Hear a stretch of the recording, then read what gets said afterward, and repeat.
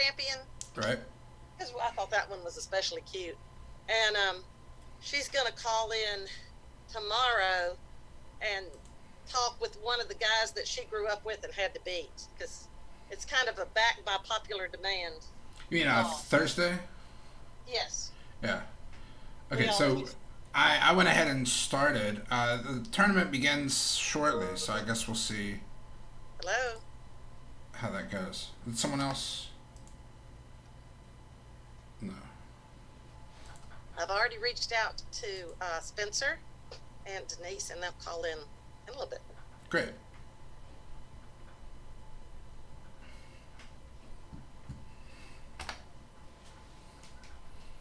Oh yeah.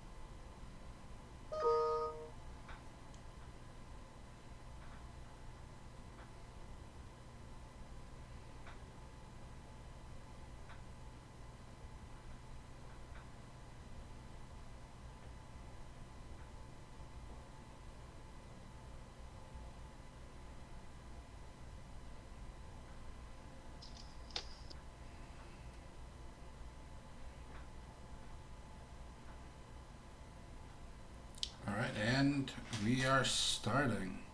And we had 26 ongoing games instead of 25, so it looks like people still hung around, but that'll I don't know, that'll have to be handled administratively. It's okay. So I will go check on things. I'll be back in a minute. all right. Um,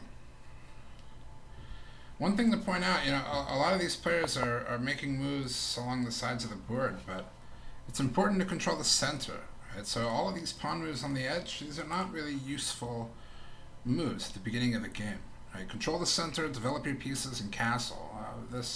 A bunch of random pawn moves is not the best way to play, but this is a much better position. Here we have two players who, well, okay, this player is accidentally giving away pieces, but they are focusing on developing. They just need to be more careful about what's under attack, counting attackers and defenders. Oh, I can tell you what it is. This kind of stuff. But okay. Let's see. Hello. I can hear you. Hey, the issue is that we have two students at Lake Comrant Elementary School that are not at school today, but somehow or another they're in the system and they did get paired. So the two opponents that got paired with those two no-shows at Lake Comrant just got a bye. They've won their game. Congratulations. But they'll be paired again. They'll be paired second round, and we'll have those two out by then. So that's our extra game. We have 50 students playing today.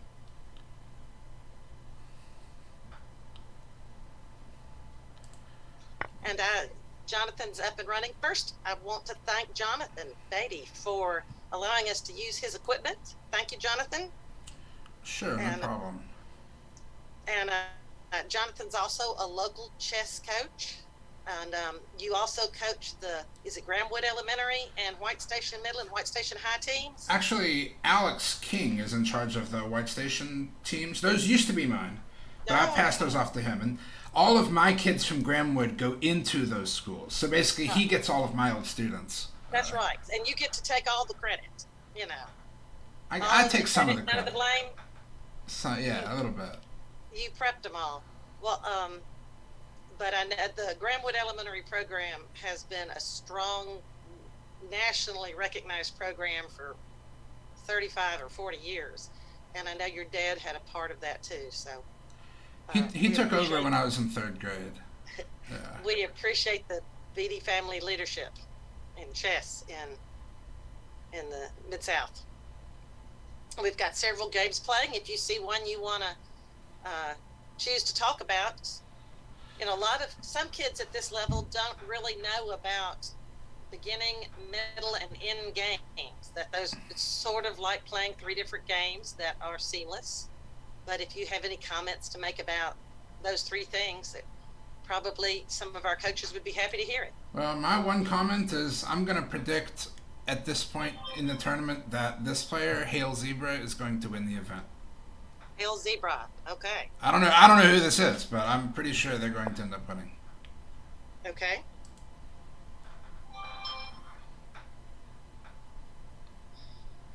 And we have a couple of games where players are developing and controlling the center and all of this, but not many.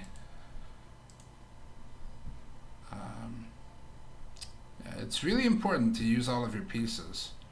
Okay, so we had someone that finished a game and then paused. Maybe they weren't supposed to be in, but we're gonna see. If they pause, they won't be paired for the next round, so that might be intentional. Yeah, this game here, right, so both players understand that the center is important. This would be a good move, placing 2 pawns in the center, but white has 2 attackers and black only has 1 defender, so this is just a free pawn. And then white took it, and then black developed another piece, but the knight's under attack, so we have to prioritize. This is hanging, and then white should probably just take or hurry up and get castled. E4 is unnecessary, and then here, right, just take this bishop. I mean, black is moving the pieces to the squares where they are best, but not really carefully looking at what's happening on the board. So it's sort of developing from memory instead of paying attention. White could have just captured this piece, but we don't have a lot of players who memorize openings. So well, to me, we do it's it a clear. few of our schools. I mean, both of the knights, both of the pawns, both of the bishops castling. Black is just playing from memory of where are these pieces optimal squares. Yeah, but that's also just a basic standard opening. But they're trying to own the middle of the board, or they're just looking over some very easy moves like that bishop. That's it. Right, but this is just hanging, right? The point is these are in a different position. These would be good, but there's an actual position on the board that you have to pay attention to. You can't just say, well, in a perfect world, all of my pieces would go on these squares, because your opponent gets to play 2. Yeah, we don't live in a perfect world. White has missed a couple teaches us that, if nothing else does. So. White has missed a couple of simpler checkmates, but this game would be over shortly. I mean, it could be a stalemate if white doesn't just hurry up and finish the game.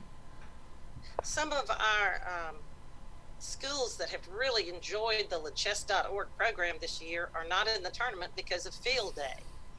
We have Center Hill Elementary has just been doing a great job over there, but the kids and the teachers had to choose between the only event they're going to be able to do as a school or the chess tournament, and because they haven't had any field trips this year, so they chose field day. And we have Lewisburg's doing the same thing. We have a few schools doing that. Right. Lake Comrade has their 5th grade in, but won't have their 4th grade in. All right, so Craig is here. Hey, Craig. Let me. Craig, thank you so much for your willingness to do this. You stepped in as our, I guess you'd say, tournament director, our virtual tournament director, and we're very appreciative. Thank you. You're giving 50 kids a chance to play today. Normally we have about 150, but without you, those 50 wouldn't have this chance. So thank you. My pleasure.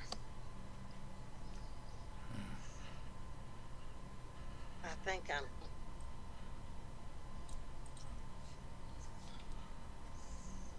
how many games are still actively playing? 18. 18? I mean, most of them look pretty clear, but players at this level don't know how to just in the game, right? So they'll No, end up they up a whole haven't. bunch of pieces, and then it goes on for another 40 moves. I know. Anything One can of our happen. one of our teachers that doesn't have a team in there today at Center Hill Elementary School, um, Emmy Rutland, has just really enjoyed the chess program. And one of the things that she's enjoyed is she's finally able to get to end game with her kids, because they can freeze a game, and they can all freeze their games and come back the next day or play that night. And it's just been great to be able to include the virtual kids also. Um, I walked in her room about 3 weeks ago, and everybody had their device in their hand and was actively playing. Even the kid on the other side of the room, sometimes, they didn't have the boards out. They were just playing on their own devices. And they were all pretty intense. I hate that they couldn't be in the tournament today. Yeah, so it looks like Spencer has Oh, now joined us. So I'm. yes. Hello, Spencer. Hey, you are a little taller and even more handsome than last time I saw you. It's Yes. good to see you. Are you in your senior year now? Yeah, senior year. Senior year at Huntsville, Alabama. Alabama Birmingham. Huntsville. Hmm. Well, hey Denise, it's good to see you too. Good to see you. I would love for both of you to just tell your stories about y'all. Spencer, the commitment and volunteer spirit that your parents have had to chess statewide, but I think you were the initial inspiration for that. So Denise, which one of y'all would like to start? Well, I will. I was never played chess, never even understood how the pieces move. And, he comes home in second grade and says that he learned to play chess today in Spotlight. And I told my husband when he got home from work, and Jeff was so excited because he knew how to play. And that's how it kind of started. Him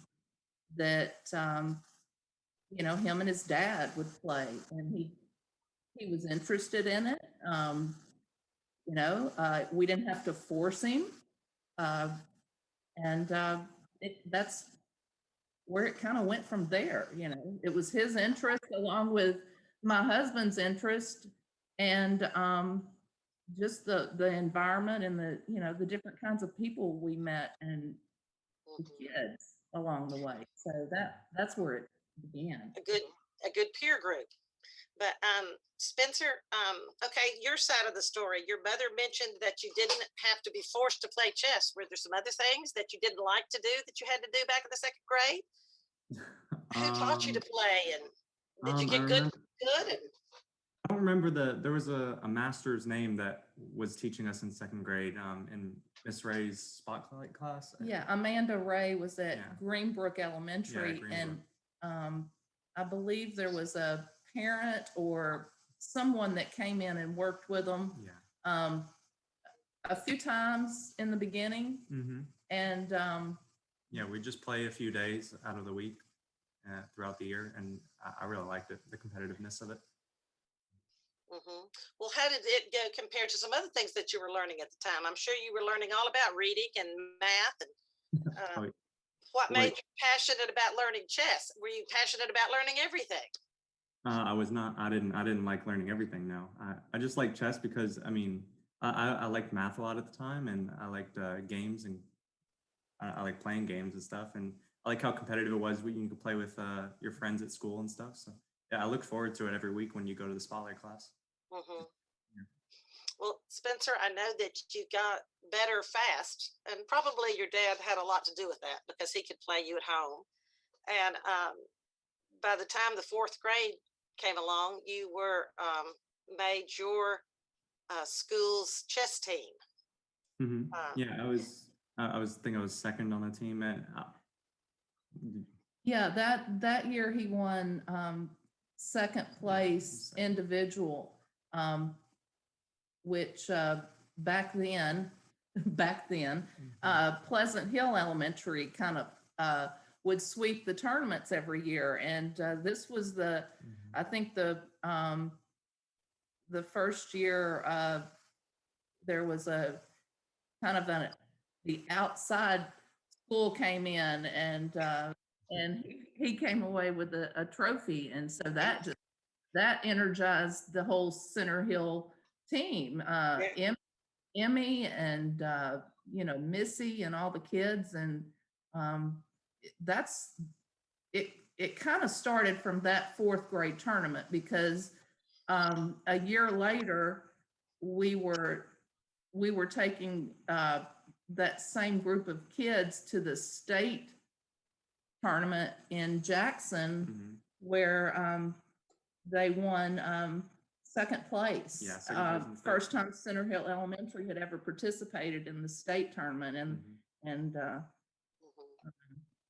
So, I mean, chess is a wonderful hobby. It's wonderful to have friendly pickup games. But Spencer, in your life, did it kind of make a difference between the friendly games and tournament play? I mean, friendly game. they were all friendly I mean, games. yeah, I mean, they were all friendly. I mean, I took a tournament game seriously, but I always had fun playing the games, and I always knew everybody I was playing with, and it was just a game amongst friends that you actually kept track of in tournaments. I mean, it wasn't too.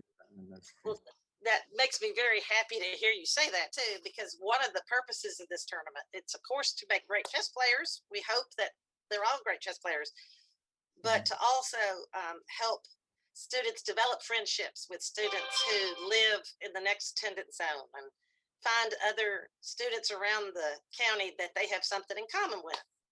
And Well, that's one thing that just always impressed me is that the boys or girls would sit down and play someone, and they might lose, but they're walking out of the away from the board with the player they just lost to, and immediately go outside and sit down on the carpet or the floor and replay the game with the person they just lost to. And it's you don't see that in any other sport, you don't see that in a lot of sports, but there are some pretty nice friendships that develop through chess sports. We've had a few romances develop from across the county too. Yes, we have. And I would say that the kids learn more in the hallways outside of the tournament room than they do in the tournament room, because there's it doesn't matter what team you're on. They all want to talk about it and play each other, and just like it would be if there was a video game, it's a chance to talk and talk through issues, and and I can't count the number of times I would hear somebody say, "Hey dude, you can't do that, you got to do this." And that's how it works. Well, Denise, when did you and Jeff decide to take this on as your such a deep and involved community service? Because you have done us all such a great favor by you described your teammate, your partnership with Jeff as he was the brains and you were the brawn once. And even though Jeff's a pretty burly guy, I understood your analogy completely. You both bring something to the table there, but Jeff's run tournaments all over the state. He's invested hours and hours and hours of volunteer time in this to help Spencer and Catherine, but to help the rest of us too. Right. What made you choose that? Well, because it first started that, Spencer was so interested, and he had a group of friends that were interested, and there just wasn't anybody else doing it. The parents, his friends' parents didn't know anything about chess or tournaments, and it's just Jeff was interested. And he enjoyed it. Mm-hmm. So, a lot of dads coach baseball and basketball and all kinds. So, and mine just coach chess. That's So right. That's right. And you were the mom that was the computer, the data entry person, that yeah, I everything mean, there's that a needed lot to of be done. moms out there that know a lot about baseball. I keep using that because that's just what kids do in That's the what DeSoto County does. You're in right. the South, right? And you know, a lot of moms know a lot about baseball, but couldn't get out there and hit a ball or throw a ball if they had to. So that's kind of, you know, I know a lot about chess, but I couldn't play a game to, you know, save my life. So Well, um, I know that that's really a great analogy, and but I've been with this tournament somewhere around 25 years. Is when we started this tournament, and we initially all of the players were first generation players. There are very few grandpas or fathers or mothers played chess with their kids. We're finally to the point now where we have some legacies, so right, that some of our students who grew up in the tournament have students old enough to play in the tournament. right, But that's just a Johnny come lately thing. Most of our parents and most of our players are like you're the typical parent. Denise, just someone that recognizes that this is a good thing, and you may not know a lot about it, but you want to support it. Jeff is more the exception to the rule because he actually was a good player too. yeah. But And he played with his father, and so uh, I think you know, a lot of parents that I've met over the years, they might feel a little bit intimidated, you know, yeah, about it. That you know, their kid is has the potential to be smarter than they are, you know, and it's I always encourage students to teach their parents how to play because it was good for the teacher, not right, just good for the kid. But right, it was good for the kid to be able to move the motions around those synaptic pathways and verbalize what they understood, and yeah. it made them stronger. So, Craig, are you listening in right now? Yes, I am. Hey, Craig. You know, I didn't introduce you as the father of the middle school virtual chess championship a few weeks ago, but your daughter Madison won, and you know, we love to see those girls win Yeah. because we don't have that many of them. But Craig, you are a dad that has stepped in and put together this tournament for us, and we thank you. You're welcome. Following a line of dads and moms that have done that before, in Mike Stewart and Connie Newcomb and Jeff Bolheis, and thank you, Yeah, Craig. I was just listening to Spencer talk about what it was like in DeSoto County when he was growing up, and you said you had a second grade teacher named Miss Ray. Yes. Yeah. I'm pretty certain I did too at Greenbrook Elementary. You did. Um, Okay. I I know I didn't had a know. teacher named Miss Ray. I'm trying to remember what grade it was. It could have been second. It could have been fifth. I'm not sure. But You I know had I had a Miss Miss Ray. Cooper too. A Miss Miss Pam Cooper was over there for a long time. Yeah, I don't think I ever actually had her as a teacher, though. I mean, Uh-huh. remember, I'm almost 40 years old, so. Yeah. Well, but you, I was wondering if maybe you were the local chess expert that came in and taught him in the second grade. But, I because you, doubt that. No. having grown up in South Haven, but No. you know, what are your stories with Madison? I know you've had a lot of father-daughter moments because you have helped her develop those skills. Yeah. So, I mean, I started teaching her chess. I have two daughters, Madison and Hadley. Madison is in sixth grade. She's 11, and Hadley is 7. I've taught them both how to play chess. Typically around the age of like 6ish is when I started teaching them, 5ish, 6ish. And then, we just play some local tournaments. I go to the local clubs. The Memphis Chess Club has a kids day where on Sunday you can go and it's a whole bunch of kids, and my kids love to do that. And you get some people that are around their strength level, very very early beginners, and so they've benefited from that. Also, chess is in schools now, so they've been able to benefit from that as well. So it's literally just putting them in front of the board. I'm teaching them how the pieces move, and just like any other game, there's always an immediate interest. Now that interest doesn't always stay, and it'll go away and it'll come back, and you kind of have to be okay with that to some degree. Yeah. And there's Smart, other things that they do as well as yeah, sports and smart stuff. kids So. have lots of passions they want to learn, and you kind of Right, have to right. follow those around. But Craig, you are just a little bit too old to have benefited from our chess I tournament. am. The first group is somewhere around 34 now, 35. So Yep. you missed it by a few years, but Yeah, I'm not. 38. So Yeah. I know when I was in college, I heard that South Haven High School had a chess team, and I was a little bit jealous and mad at the same time because I grew up at South Haven High School being the only chess player that I knew. I played in local tournaments, Water Valley, and went down to New Orleans, Yeah. played in tournaments at the age of like 16. Yeah. But I was I had literally a the team at only Water one I Valley knew. from South Haven Elementary. Yeah. Yeah. It was And Water so Valley when Town. I went to Water Valley, I was the only representative of DeSoto County. There were some other strong players there, but uh, like I said, I grew up being the only person that I knew playing chess, and it was something that I just wanted to do because my dad taught me how the pieces moved, and I could never beat them, and I always tried, and so finally I was like, you know what, I'm gonna read a book. So went and got a book, The Idiot's Guide to No, Chess, believe it or novel. not. Yeah. And that took me from never beating my dad to my dad has never beat me since. And that's when I did my first tournament, and I'm sure I he's did very pretty proud of well. that fact too. That he Yeah, I hope that so. he was stiff competition for a long time. But I think he's proud that he can't beat his granddaughter either. mhm.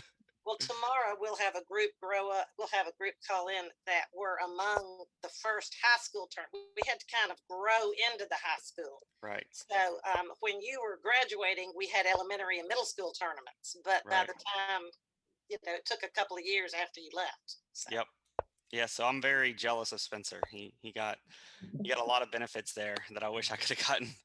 well, he had an interesting way. A lot of times, if you learn something about chess, um, it helps you learn how to learn other things. You are Right. self-taught chess, but if you can teach yourself chess, Craig, you can teach yourself That coding and a lot of other that's programs exactly too. what I've done. I'm a coder, and I taught myself almost every language I know, except for some Yes. basic stuff that we got in college. But yeah, it's learning. And I always say chess is something that it's not just a game. It teaches you how to think, how to plan, also how to teach yourself. Because if you're going to be good at chess, you have to have some self drive. You have to teach yourself to some degree.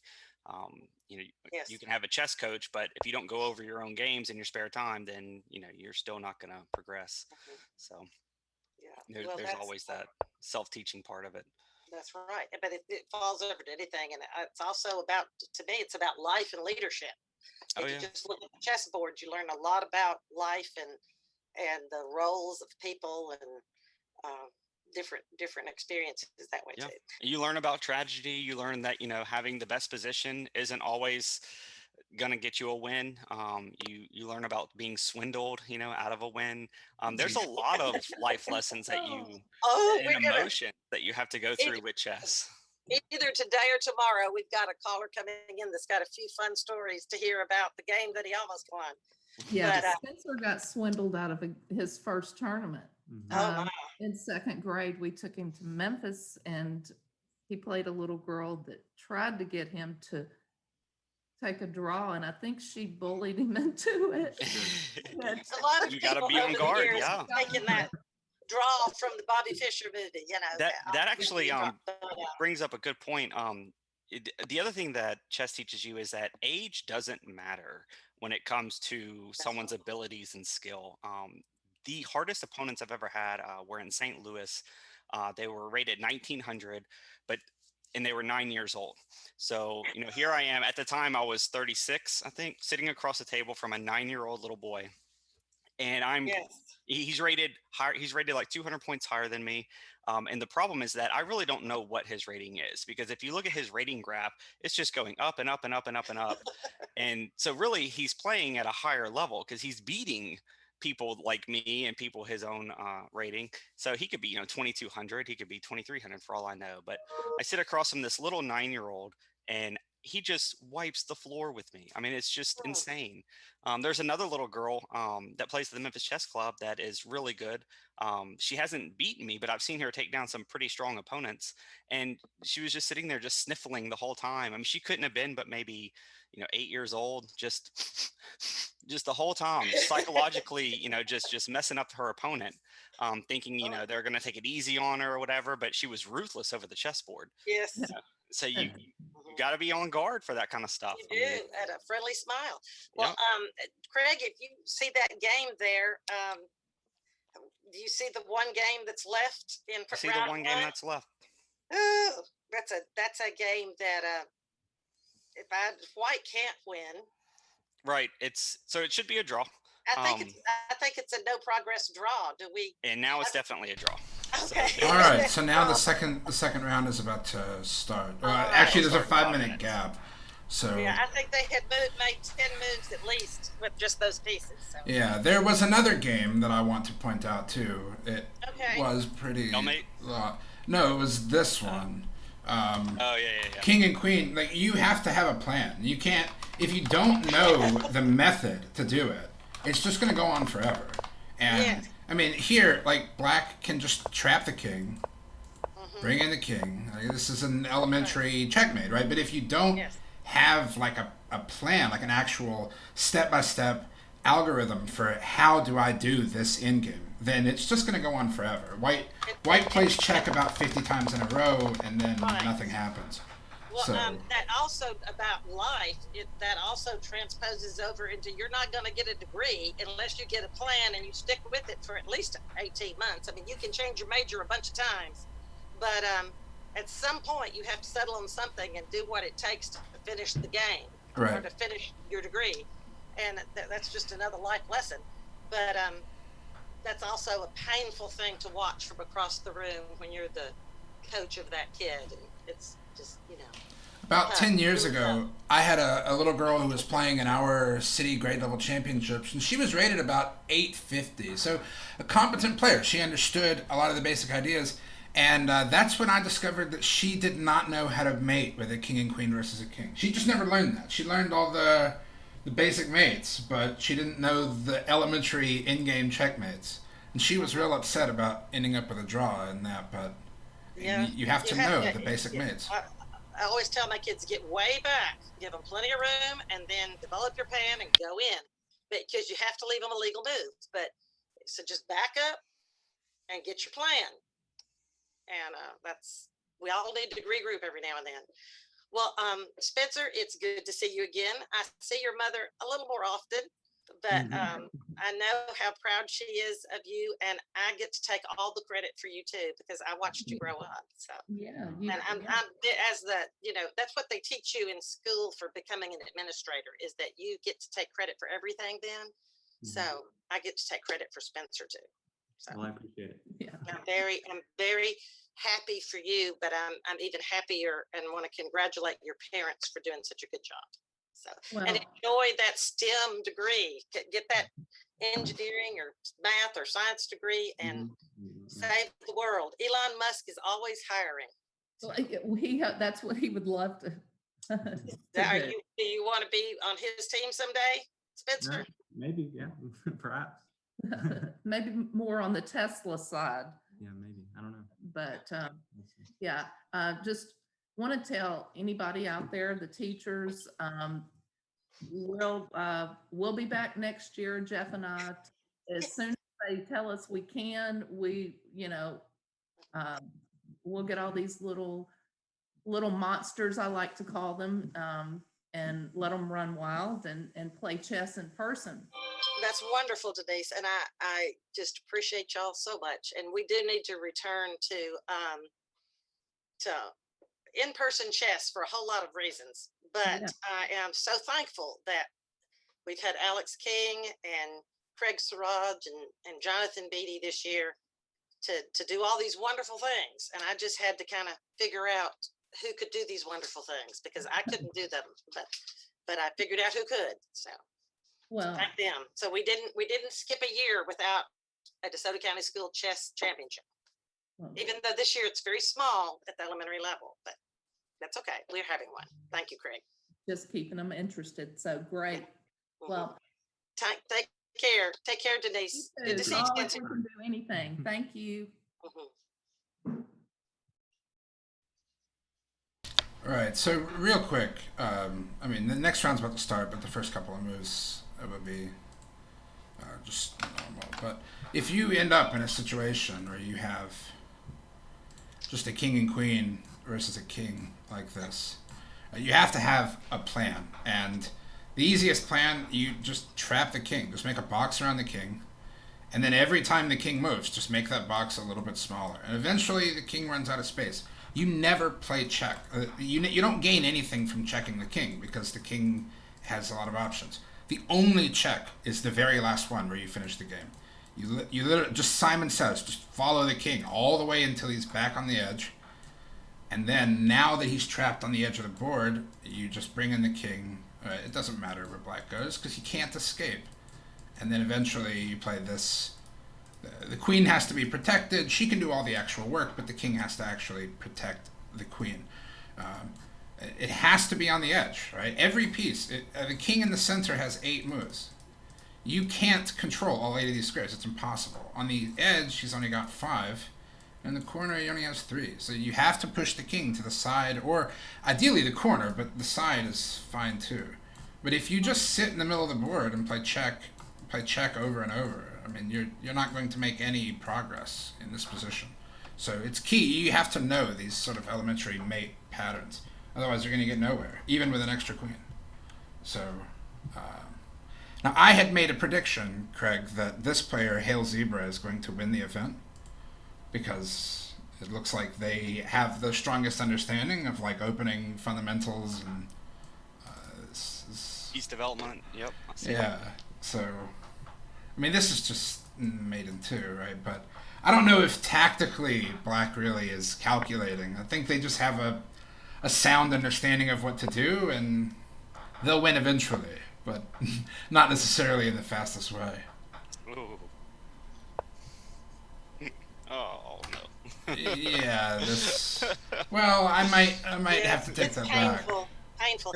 I'm going to let the two of you discuss these inner workings of the 5th grade chess. Not a whole lot to discuss. I still think black is winning. I mean, just development alone, you know. Yes. It's painful, but the coach has to keep smiling. Greg, you're doing it. Yeah, it can be painful to watch sometimes. I have seen worse. Just Oh yeah, definitely. definitely.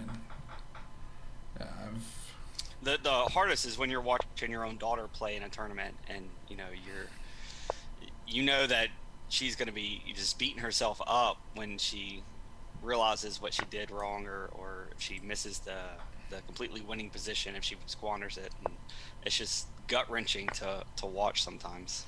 Oh, I'm sure I gave my father an unbelievable amount of stress watching me just do whatever in games sometimes. But, well, I mean, in a practical sense, I still like black. I would win here as white, but Yeah. that's You would win here as black too. well, yeah, right. So, but yeah, I probably would play like Rook H2 because the rook's under attack right now. Rook H2, Rook H8.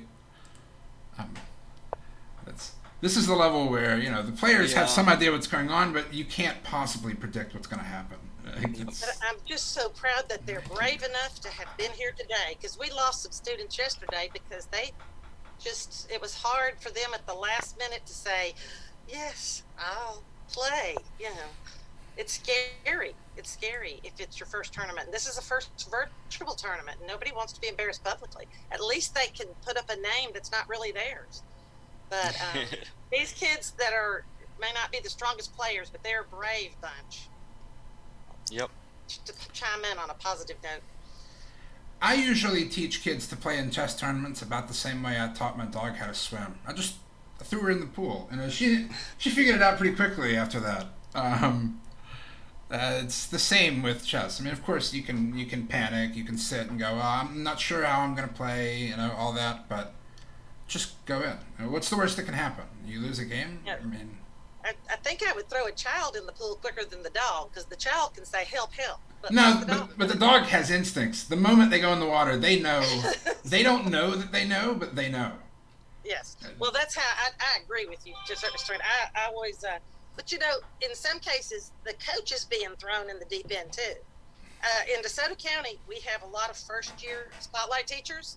We have teachers that have never thought of learning to play chess until they got the job as a gifted education teacher. And then that's part of the expectation of doing the job, is to support that program and to teach the younger students how to play. And some of them struggle with that expectation because they have yet to be thrown in. And it's hard for them. The older you are, the harder it is to learn to swim, maybe. Well, that's why I That's use definitely Chess true. Kid. I mean, if you're running a program on Chess Kid, you don't even really need to know how to move the pieces. Yes. It'll take care of all of it for you.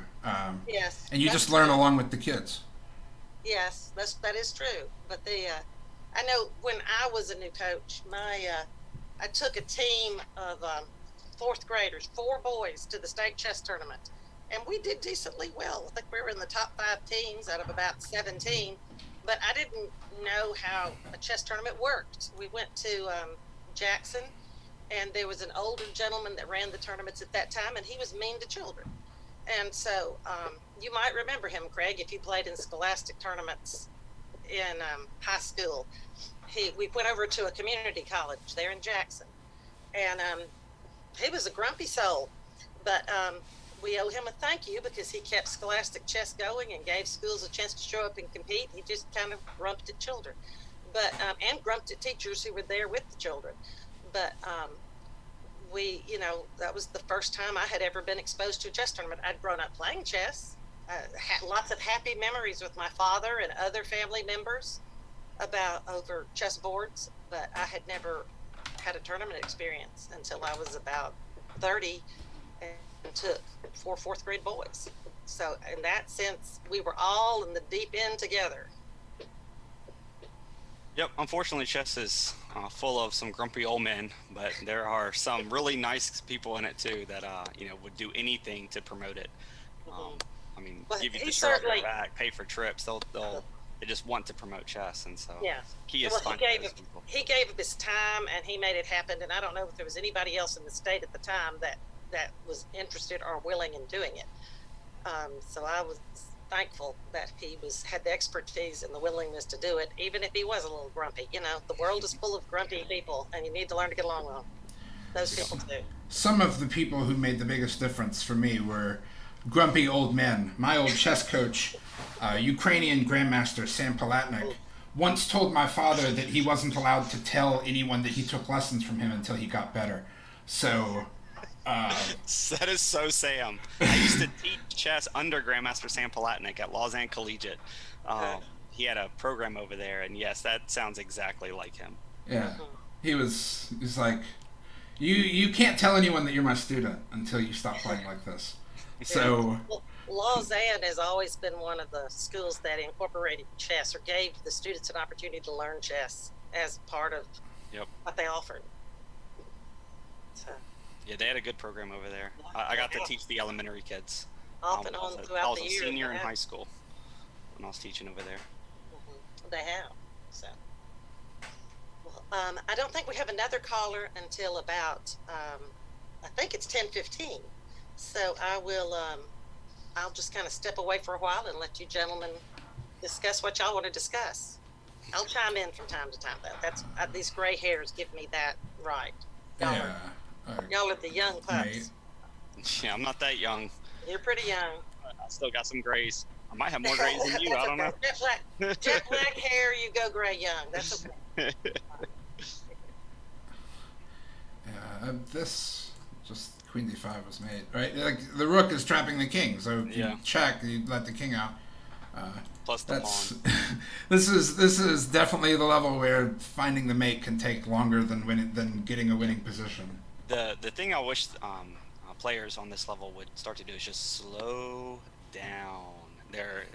These matches are going faster than a 5-minute blitz match, and a lot can be missed because they just like to move so fast. Right. I mean, we're already halfway through the second round, and It's only been 45 minutes, you know, so. Yeah, I wish I should have made the tournament more rounds since it's going this quickly. I knew it would be. I knew it would go fast. Most of our kids at this level just tend to play fast, and little boys. Chess tends to be male dominated, and boys are the ones that tend to play faster. And a good strategy for a girl is to slow down and drive the guy crazy. Yeah, I actually had a tournament where I had won 4 out of my 5 games. In my last game, I was playing a kid. It wasn't a kids tournament. It was just I was playing a kid in my last game, and I had put myself in a precarious position and realized that every move I make loses. And so my strategy then was to just sit.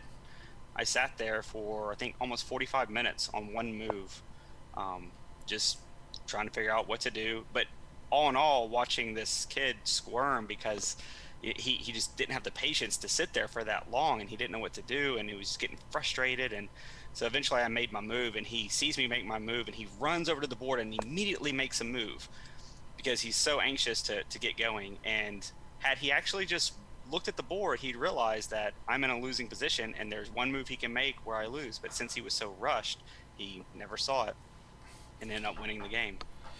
Yeah, I had a kid once at Nationals who I was crushing him. It was almost game over, and he had like an hour and 50 minutes left on his clock, and he decided he was just going to sit there for the rest of those almost 2 hours.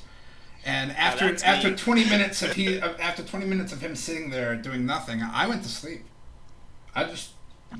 I'll wake up or whatever. I just took a nap. I mean, like I've had players make me wait for 2 hours for their clock to run out. It's the rudest thing you can possibly do, but they do that.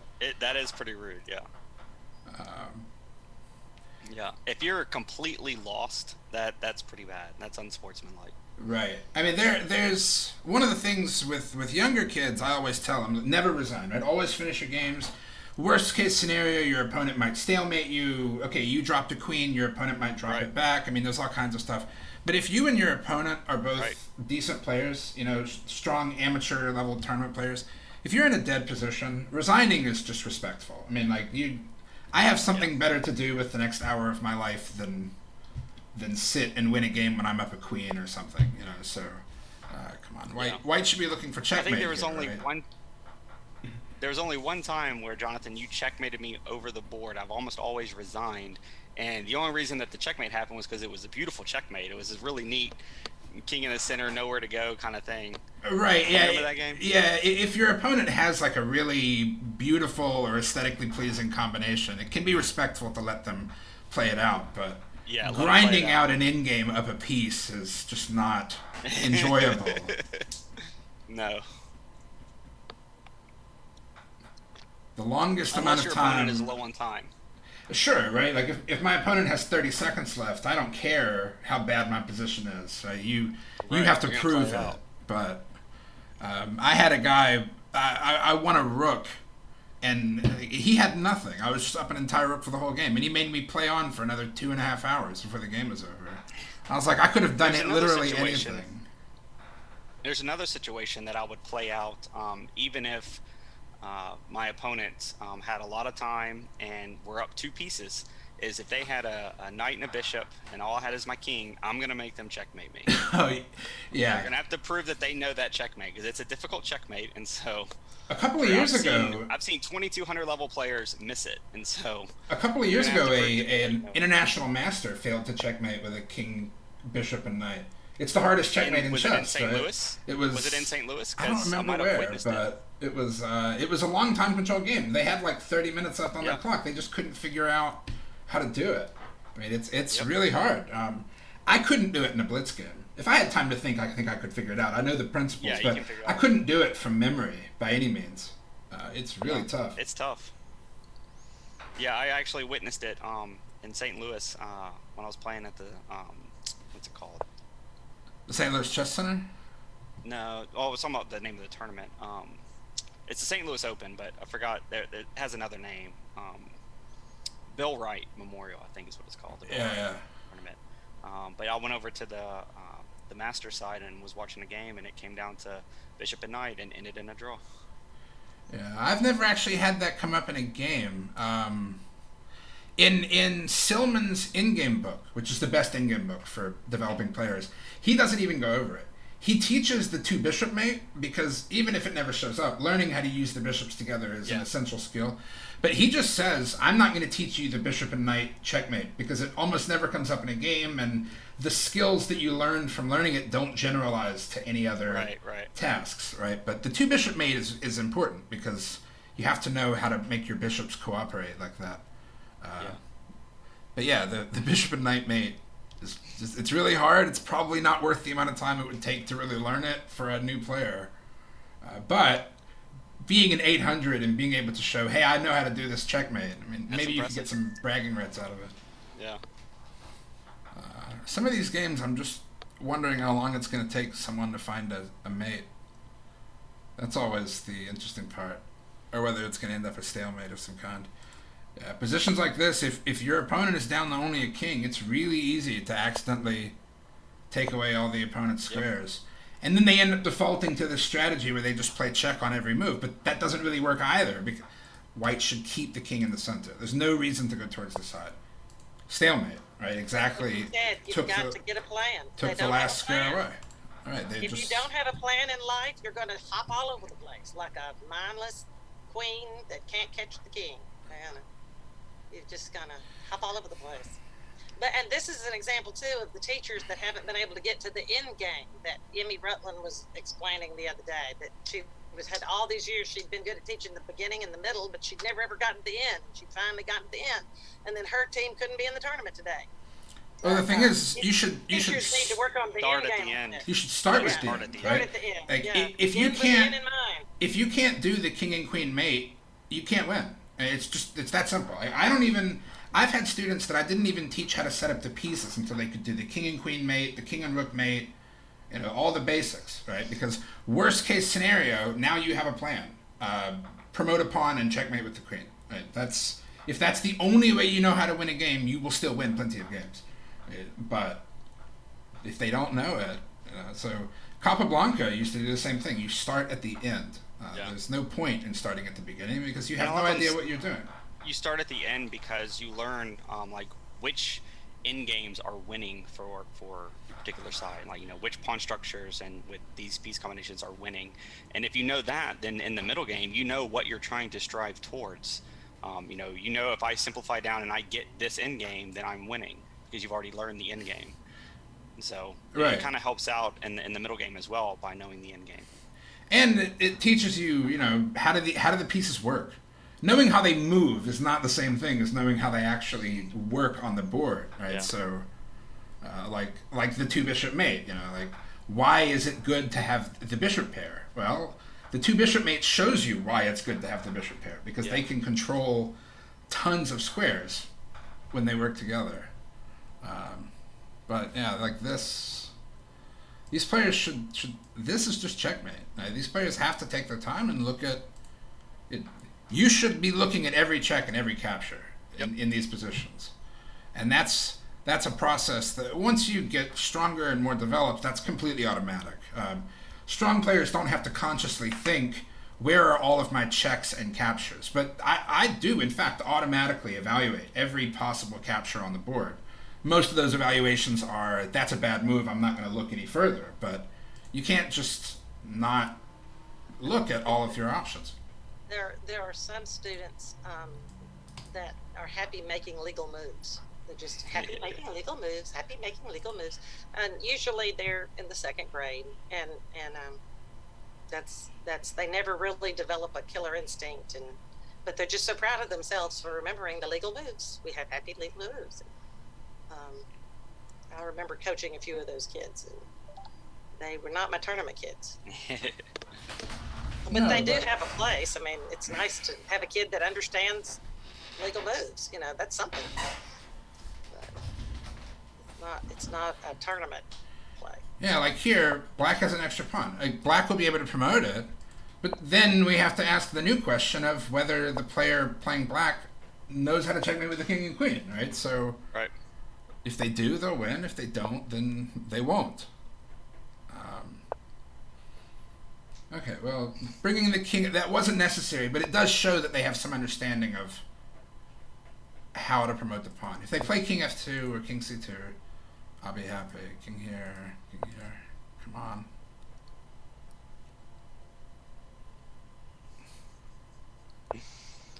Okay, well. I was wondering. Yeah. But yeah, back here, black's pawn is just faster. There's no need to play king c3, Yeah. but it does demonstrate some understanding of what to do. So usually in every mistake there is a kernel of a good idea. There was some reason you played it, even if it was wrong. Trap the king. No checks. Right? This is important. Like, white's king just stays in the center. You trap the king. It's the same with the rook. There is a king and rook mate method that does involve the checks, but I always use the box. Yeah, make the box always. That's what I teach as well. Right. There's the other one where you put the kings in opposition and then play check Yeah. and you just keep doing that over and over. It just But takes too long though. yeah, I also think that one is more difficult to teach, but it does, because the process of pushing the king back is the exact same as the process of getting the mate. Right, because if you do it again at the end, it's the mate. So it's the same thing over and over. You don't have to switch gears. There's nothing special at the end that you have to change to. Right, but yeah, I use the box mate because it's easier to teach them, and it's the same as the one with the queen. You teach the box mate with the queen, and then you do the same thing with the rook. And the only difference is the king has to protect the rook. Right, otherwise it's basically the same. Trap the king. As soon as that king touches the edge of the board, you look for a square somewhere on this line to place the queen Yep. on.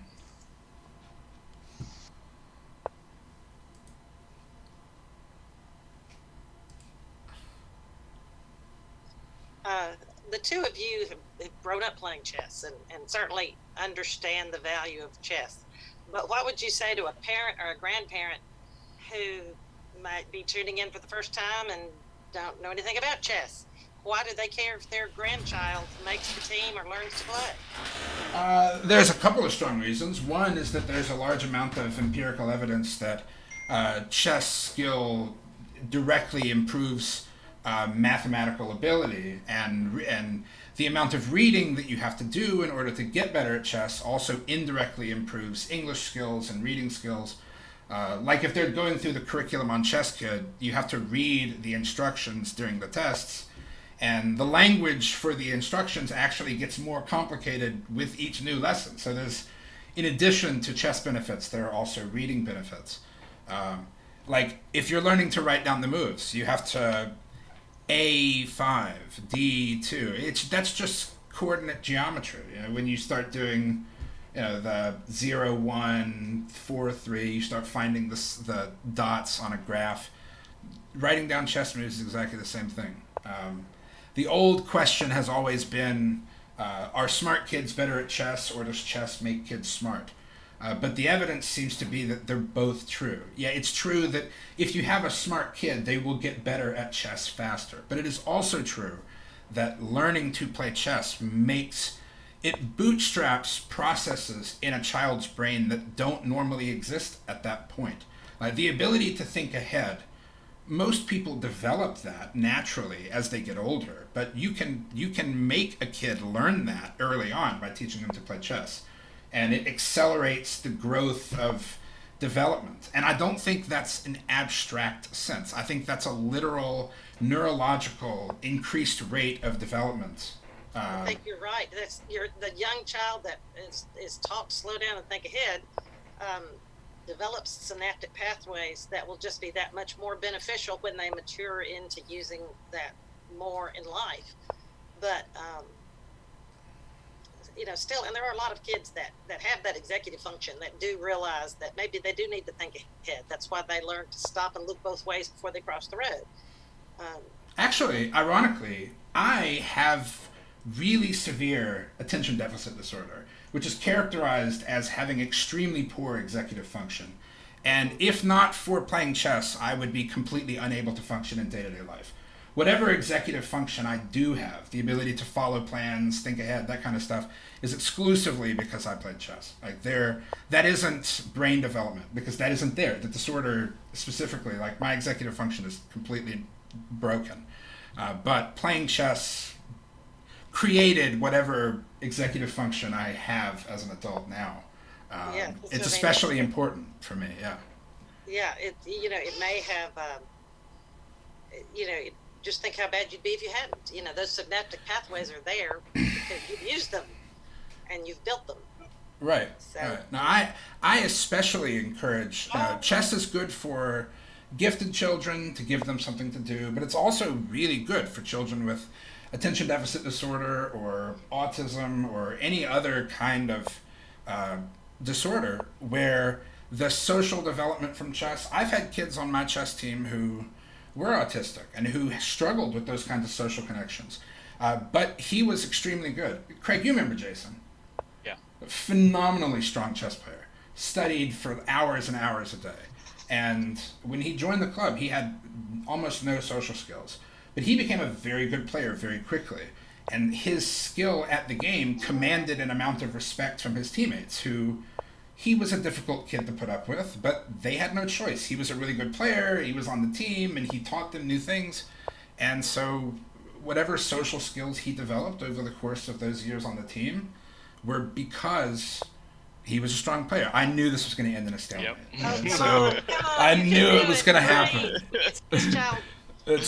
There were so many mates, but if you're not looking for them, stalemate is Yep. inevitable. That was the last game, so we have another 5-minute break before the next round. Craig, Well, within about 5 minutes, maybe at the start of the next game, we can start our next conversation. I hope that they'll be calling in about that time. Well, They're texting me. Emily had mentioned like the benefits of chess, and I teach children, but I am not a parent. Craig, you have 2 children of your own who play chess. What do you think about that question? I mean, I've seen tremendous benefits. Chess is one of those things that, intuitively you kind of know that it does good. It certainly doesn't do any bad. Oh, we got somebody. Janet, hello. I didn't want to interrupt. I just wanted to let you know that I was here. Hey, Janet. Well, this is a good time to start a conversation. Hello. Hi. Let me introduce you as Janet Osborne, who was, among many things, on our school board for 6 years at least. 8 years. 8 years. 8 years on our DeSoto County School Board. But the reason that I know you very well is because you were a chess mom before you were on the school board. And you were one of those wonderful volunteers that maybe didn't play chess, but we couldn't have run a tournament without you. And like Craig was just explaining, it's somewhat intuitive that chess is good for your child. But what was your exposure to chess before you became one of those incredible parents that invested hours in helping start this tournament many years ago? So, Oh my goodness. Oh my goodness. You know what? I had actually no exposure to chess. We never played chess in my family growing up. My husband, John, never played chess. It wasn't until Johnny got into 3rd grade in Mrs. Ballard, Brenda Ballard's spotlight class that that was our first time that we really, I mean, not that we didn't know what chess was, of course, but we had never played the game. And of course, Johnny was so enthusiastic. He just loved it. It was just an immediate, this is something for me. This is something I can do. And he of course came home and wanted to teach all of us. And yes. I actually have to say, I never really learned how to play chess. I have to admit all that. As much as I was around it and I loved it and support it, I actually don't really know how to play. But Johnny was a poor teacher. Johnny, no, we needed to improve that skill in him. But he sure grew up with a group of students who really experienced what team is. Oh my gosh. Well, this is so funny. So after we talked the other day, I called him and I told him that you had asked me to talk. And the things he told me were so interesting because you don't, as a child, you think you know what your child's thinking and doing, but now he's an adult. He's a 30-year-old man, almost 31. It's horrible, scary to think A about. little younger than Craig Siraj there, who missed out on our tournament because he was just a little too old. But Oh. yes, I know. Well, and the things that he told me, I actually wrote some of them down because I was so taken by what his his look back on it was. When he started to talk to me, he did say this was very interesting because we both felt the same way. One thing we wanted to talk about was we wanted to talk about Mrs. Ballard and Mike Stewart. And I know Mike Stewart spoke to you. Yes, he was one of our chess chats on the middle school tournament. So. Well, I would have loved. I would love to see what he had said, because everybody's recollections of things are different. But Johnny said, without Mrs. Ballard and Mike Stewart, I don't think there would have been a chess tournament in DeSoto County. She was the one who's really got everything started, I believe. That was always my impression, was her. She, I think, coordinated with some of the other spotlight teachers in South Haven, Olive Branch. The first tournament that we went to was when Johnny was in third grade. I think there were only 2 other schools there. I think it was only South Haven and Olive Branch it was only third grade class. We started with South Haven and Hernando, and then each one of us had a student move to Walls. So that gave Walls 2 players that we had both taught. So next year, Walls joined the tournament. So okay, so what's been Walls? And then after that, all of them started jumping in. Mm-hmm. Mm-hmm. All I remember from that first tournament, there was a lot of high-fiving and a lot of tears. And you being the greeter, you were in charge of high fives and tears, because you were the one that took the little slips of paper and said, okay, you're this code and you're this code, and you actually won, right? Are both of you in agreement? Yeah, we had to kind of do things very, very simply when you don't have anyone that plays chess. So. Mm-hmm. What do they call that position? Does that have a name?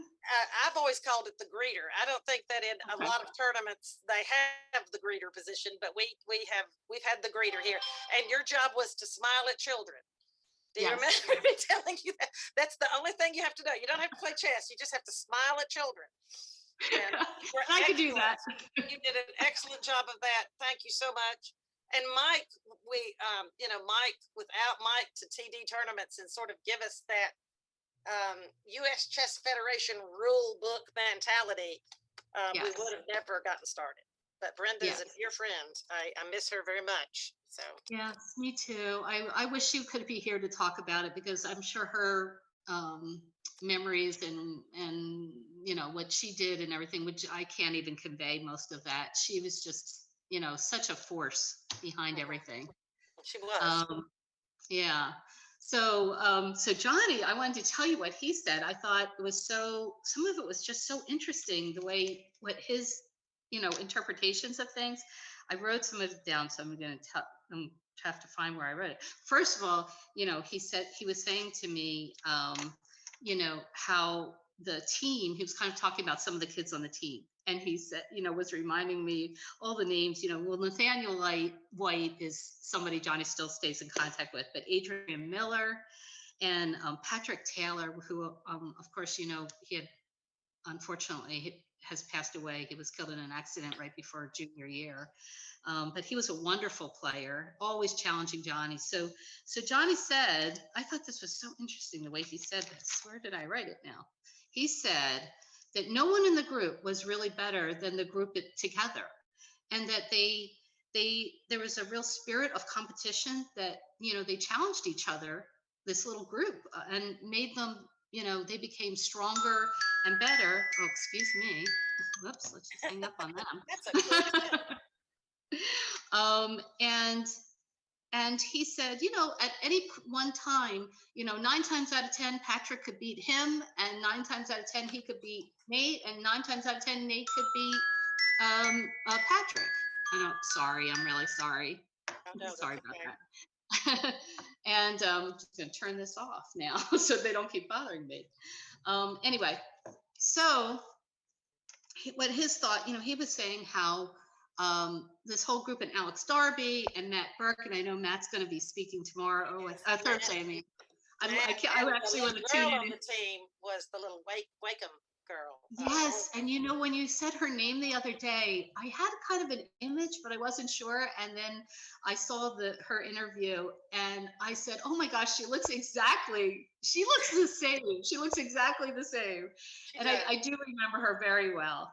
She Yes. was the year younger than Johnny. She was in Yes. between my kids, but I do remember her, and I do remember her wearing her. I am so sorry, I can't get this to Yes, stop. Let's she get wore rid her of this. cheerleading uniform to one of the tournaments because she had a pep rally to get back to. And Yes. that's perfectly appropriate. That's fine. And I remember that. I remember her doing that. That was Yeah, just, that was a you good know, thing for her to do. And it was. but I love how she talks about now that she's in her 30s, she uses chess to this day. It's a blessing with her job and with her social life. Her husband's comment was just precious. So I think so too. I think she was wonderful. And what Johnny said was, he said what he took away from chess, his experience, this is what he said: a spirit of communal competition that he applies to his work experience now. He said, "I want my accomplishments in my job to push others, and I want others to push me." He said, "I better myself, I better my peers." And he said, that's what I got from chess, was being able to support other people and work with other people. And I love that. I love yes, that. I do That too. an And adult. I'm looking back on that little group of students that did so well at that moment in time. They really did do that. They were all good, and they all pushed each other. And the fact that Morgan was a year younger and hadn't earned one of the 10 slots when she was still a student in Hernando, but then when she got moved over to Lewisburg, she was one of the stronger players and kind of anchored the team. And then Yes. she was able to beat her former teammates. And I loved how she said, I said, "Were you intimidated by that?" And she said, "Not at all." Go girl. I was so Good for proud of her. her. Good for her. And I'm sure chess had a lot to do with the woman she has become, because I she think certainly tells so. a good story. Oh, I think that's just so wonderful, honestly. I just I kind of wish that Julie, our daughter, had gotten more involved. And of course she learned in third grade, but we used to call them the opposite kids. My children, if one kid liked something, the other one didn't. And first, chess didn't really click with her. She played with Johnny occasionally, but it didn't really click with her. So to have someone like Morgan, because it does seem to be dominated by boys. I think the strategic aspect of it is very appealing to boys It and is. men. And the camaraderie. And boys tend to be more competitive for whatever reason. Yes. But Yes. but you're right, chess is male dominated. And so we Yeah. only had 2 high school female winners in our about 25 years.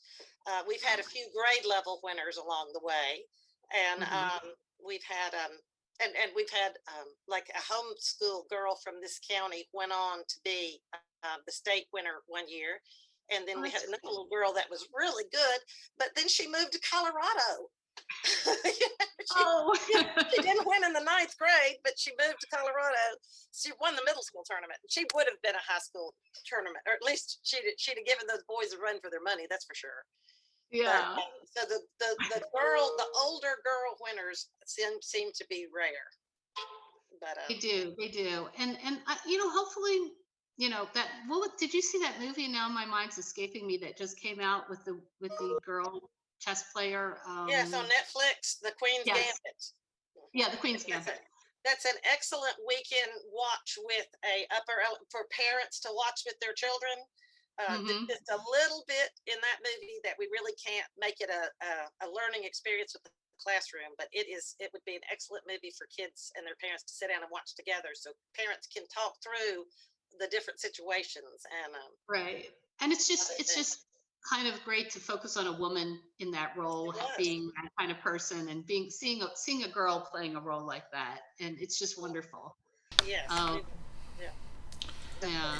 It's worth pointing out that that's not entirely fictionalized. Judith Poger was top 10 in the world, and I think it's the only woman to make the top 10 ever.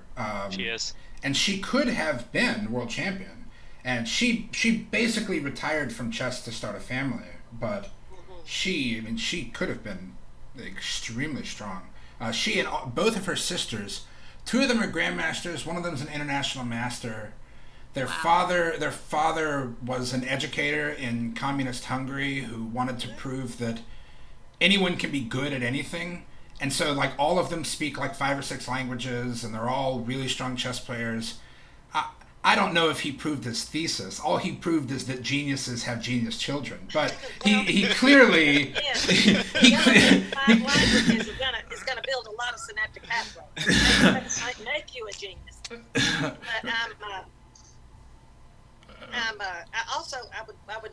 I'm very proud of him because he obviously knows a lot about learning and acquisition of knowledge.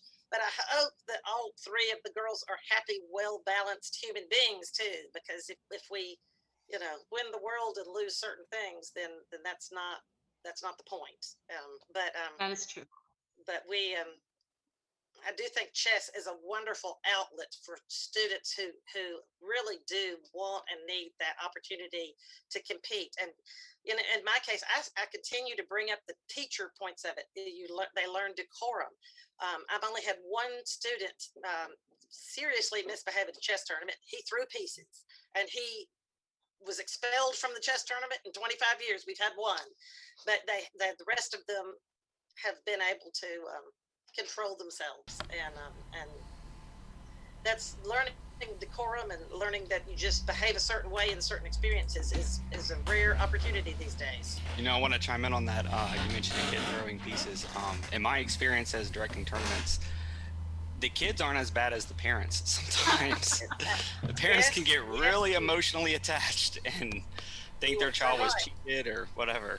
oh That yeah. is so right. We have we've always, Janet will remember how we always put a tape on the floor and keep the parents behind the tape. And in the arena, we put the parents, when we were in the horse arena, the parents sat in the bleachers and the kids played on the other side of the arena, mostly because, and how many times have I given the speech, avoid even the appearance of evil. Yeah. Avoid even the appearance of it. Don't let anybody else, don't put me in that position where I have to come up and say, I know you'll be shocked by this, but those people over there think you're cheating. And you would never do that. There is a great scene in Searching for Bobby Fischer where Yes, all there of the is. chess parents are getting a little too agitated about the games, and the director takes them all into the basement and basically locks them all in a jail cell. And so Yes. none of the parents can see any of the games anymore. And as far as discipline and children misbehaving at tournaments, one of the common problems with children who are maybe poorly behaved is that there's nothing that they care about enough that you can take away from them that will make them behave better.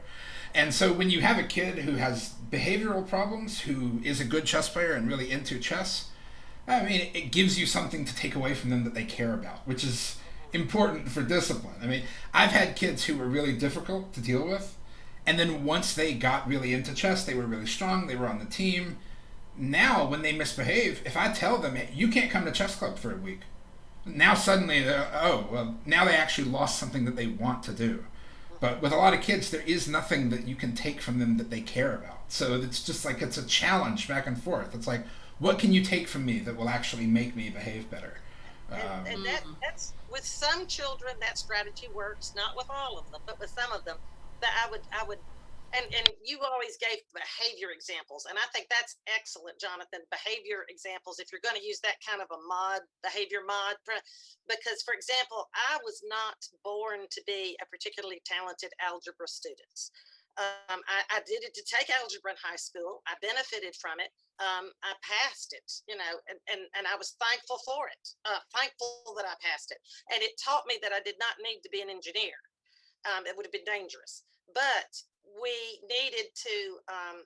So if someone had decided that they were going to take chess away from me, or take cheer or dance or something like that away from me because I was a C algebra student, then that wouldn't have done anything but prevent me from maximizing my potential in those areas that were my gift. And so, as long as, I do agree with what Jonathan said, especially in the behavior area. But all the time I have parents who want to take spotlight away from a child because they're not doing well in a particular subject. And that's a different scenario. That's totally not different. That is not a good idea at No, all. not at all. Not at all. No. But I have a funny, well, I guess a sort of funny story about Johnny I was going to tell real quick. So that last year that Johnny played in 10th grade, because, you know, he went on to MSMS after that, to the Math and Science School. Um, uh, he, so, you know, Johnny liked to win. Johnny was, it's not that he was a poor loser. He was just really hard on himself.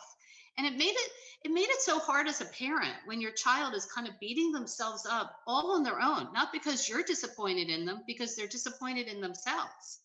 And that was always a struggle with us, with him. You know, he would play baseball and the team would win, but hadn't played well, and he would be hard on himself. And I would find myself saying, Johnny, can you just go have some fun? You know, it's a game, have fun. Yeah. So when it came to Be happy for chess, others. Be happy for others. yes, Yes. yes, exactly. And so so in chess, you know, he kind of, you know, he was a pretty good player, and he was with that whole group, and they won every year. I think for like 8 years they won. And so that last year, you know, I was working at the desk, you know, the greeter. And I also was the chaperone for the team, because nobody Yes. could take them, even though they were high school kids, but they had to have a chaperone technically That's with right. them. And the teacher taught AP English and didn't want to be away from her AP English kids. So thank And you for doing perfectly that. understandable, perfectly understandable. And so I said, well, I'm going to be, you know, I'm going to be there. I can chaperone them. They're great. Anyway, so after the third round, every player on Hernandez's team had won all their games. So all 5 games, all 3 games by all 5 players had been won.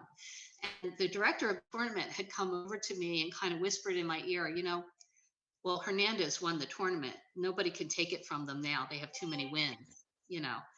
And I said, really? And she said, oh yeah, you know, that's the way it is. Nobody can beat them at this point. They've all won all their games. And I said, oh, well, okay, that's great. So we had some time, and I walked over to the guys and I said, hey, I just thought I'd let you know, you guys basically have won the tournament. There's really, you know, nobody can take it from you now. And they were like, oh, great. That's really great. Okay. So we go into the 4th round, and I'm sitting at my little desk, and John finishes his game pretty quickly. And the 2 of them are walking up, and they're smiling and chatting and, you know, laughing a little bit as they walk up to the desk. And they announce the other team won, not Hernando, not Johnny. And Johnny's laughing. And I said, what? And he said, no, he won. He won. And he smiled at me and walked away. And I thought, wow, that was, you know, really good sportsmanship there. I was really impressed and proud. And I thought, okay, that's great. And so the next round comes, same thing happens, same exact thing. He finishes his game pretty quickly, walks up with the other kid, and they announce that the other one won. And I was like, wow, okay. And Johnny's smiling about it and happy. So at the end of the tournament, Hernando team won, and Johnny didn't place at all individually. And so we got home, and he was really happy. He was thrilled, you know, jumping around with everybody. We won. That's great. How wonderful. We get home, and I said, you know, honey, I'm so proud of you. I'm so proud of you that you handled that so well that you didn't win. And he kind of gave me this little smile, and he said, well, Mom, I did that on purpose. And I said, what do you mean? What are you talking about? And he said, Mom, I threw my games. And I said, you purposely lost your games? He said, yeah, why do you think we finished so quickly? And I said, well, I didn't realize. And I said, I'm just curious, why did you do that? And he said, look, Mom, I've got 2 shelves worth of 1st, 2nd, and 3rd place trophies. All these years we've been playing, I've got, you know, all these different trophies. He said, some of these guys have never had the opportunity to win an individual trophy for themselves. And I thought, if I, you know, throw my last 2 games, then all these other guys that are playing so well would have the opportunity to win their own trophy. And that just, to me, I don't know. I just thought that was great. Are you guys still there? I think I may have lost you. We're still here, but it looks like Emily's connection may have dropped. She left the call. Oh, okay. Yeah, so she was there until about 30 seconds ago. I mean, she lost maybe the last sentence. So Okay. It sounds like Well, Johnny is a way better person than me. I would never have done that, and I would have been furious if my opponent had done that. I mean, yeah, I would No, have. it's a good thing though. It's Yeah, very noble. it shows he's a good kid, right? And you can tell definitely like that. That's a good. That shows good character. But I'm a ruthless how I competitor. felt. I mean, to get a trophy that I know I didn't actually deserve to have would make me feel worse than not getting a trophy. So, Well, but I don't know that I don't think it was like, all those other guys had won all of their games too. So I don't, it Yeah, I wasn't doubt that they they knew weren't that. good players. They were great players. I just think that he felt like if he dropped out, some of these other kids could actually, would Yeah. definitely get a trophy that hadn't maybe. And they deserved it. They were great players, all of them. Yeah, that's Yeah, impressive. but to me as a parent, it was like a turning point. It was, it was like, wow, my kid has grown up, and I feel like chess was wow, because of chess, my kid is a grown up now. He's matured. He's, I don't know. It was a real turning point for me and my, for our son. So Yeah, that's neat. anyway, I know, silly stuff, but it was a lot of fun, those early competitions. I don't, it was a fun thing to be involved with. I really do wish that Brenda Ballard was still around. Did either of you know her? Oh, the name doesn't sound familiar. I played She was- in the mid and late 90s in Okay. high school, but there just wasn't much going on in chess back then, so the name doesn't sound familiar to me. She was a wonderful spotlight teacher in Hernando. She taught third grade spotlight, and she was a really tough lady. I mean, she expected you to work hard, and she expected proper behavior wherever. She was one of those that you behave a certain way, and you don't go to this chess tournament and you act silly, or you do the proper chess etiquette all the time, and you behave yourself. And she was very big into that, but she loved it, and she just encouraged these kids to really enjoy the game and really love the game. Yeah, that's neat. Yeah. Unfortunately, she passed away in 2010, right after she retired. Really a shame. She's a wonderful woman, but she and Mike Stewart really were the ones that got things started and got this tournament moving. So I don't know. It's very exciting, but so nice of you guys to keep it going. How wonderful. We're trying. This There whole she thing is. is good. Oh, good. She's coming back. She's connecting to audio, it says. yeah. I'm gonna take a second. There we go. All right, can you hear us, Emily? We can't hear you, Emily. Yeah, we can't hear you. You'll need to change your microphone settings. There's a little drop down next to the mute button that can let you select your microphone. It looks like you've plugged in a new microphone, so you might have to switch to that one. And you might have to unplug your headset that you have there if you want to use the speakers. Yeah, we still can't hear you. You're going to have to change your microphone set. Yeah, I use Zoom for all of my chess lessons, and coaching a 5-year-old. This. Oh. I was sitting there like this rook and king versus rook and king is going to go on forever, but now they're going to take the rook, and then this is going to go on forever because king and if you don't know the method for king and rook versus king, it's impossible. It's just. And it looks like Quick Elk.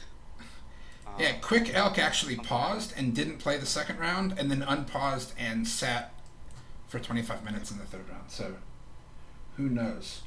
Okay, so at the moment we have Joel has joined us, but Emily has dropped out for just a quick second.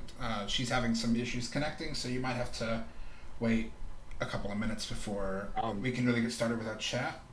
So. I got you. Can y'all hear me anyway there? We Yeah, can. we can hear you, Joel. Okay. So I'll just.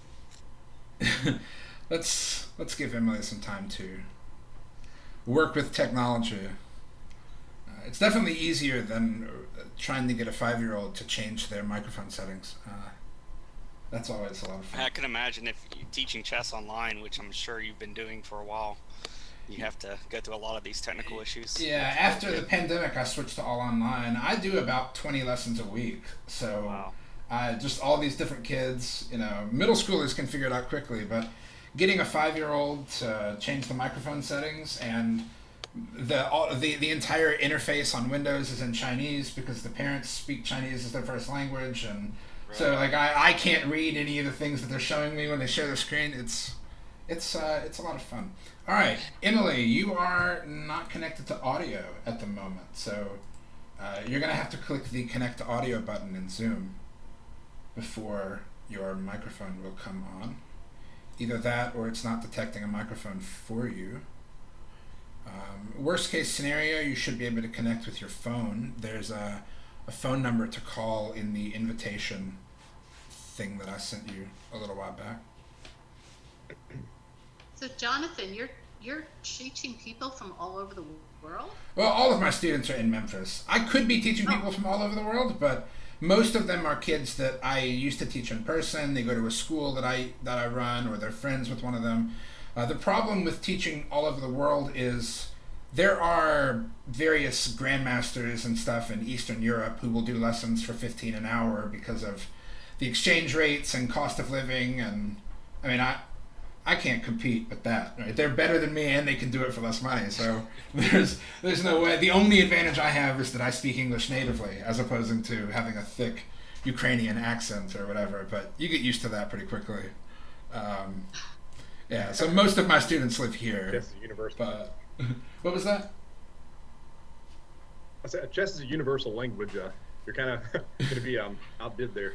Right. Yeah, I've actually taken lessons from people whose English was basically just chess. So they knew all the chess words, they could express basic chess ideas, but I mean that was pretty much it. But that's certainly enough for what they were doing. Emily, you're still not connected to audio.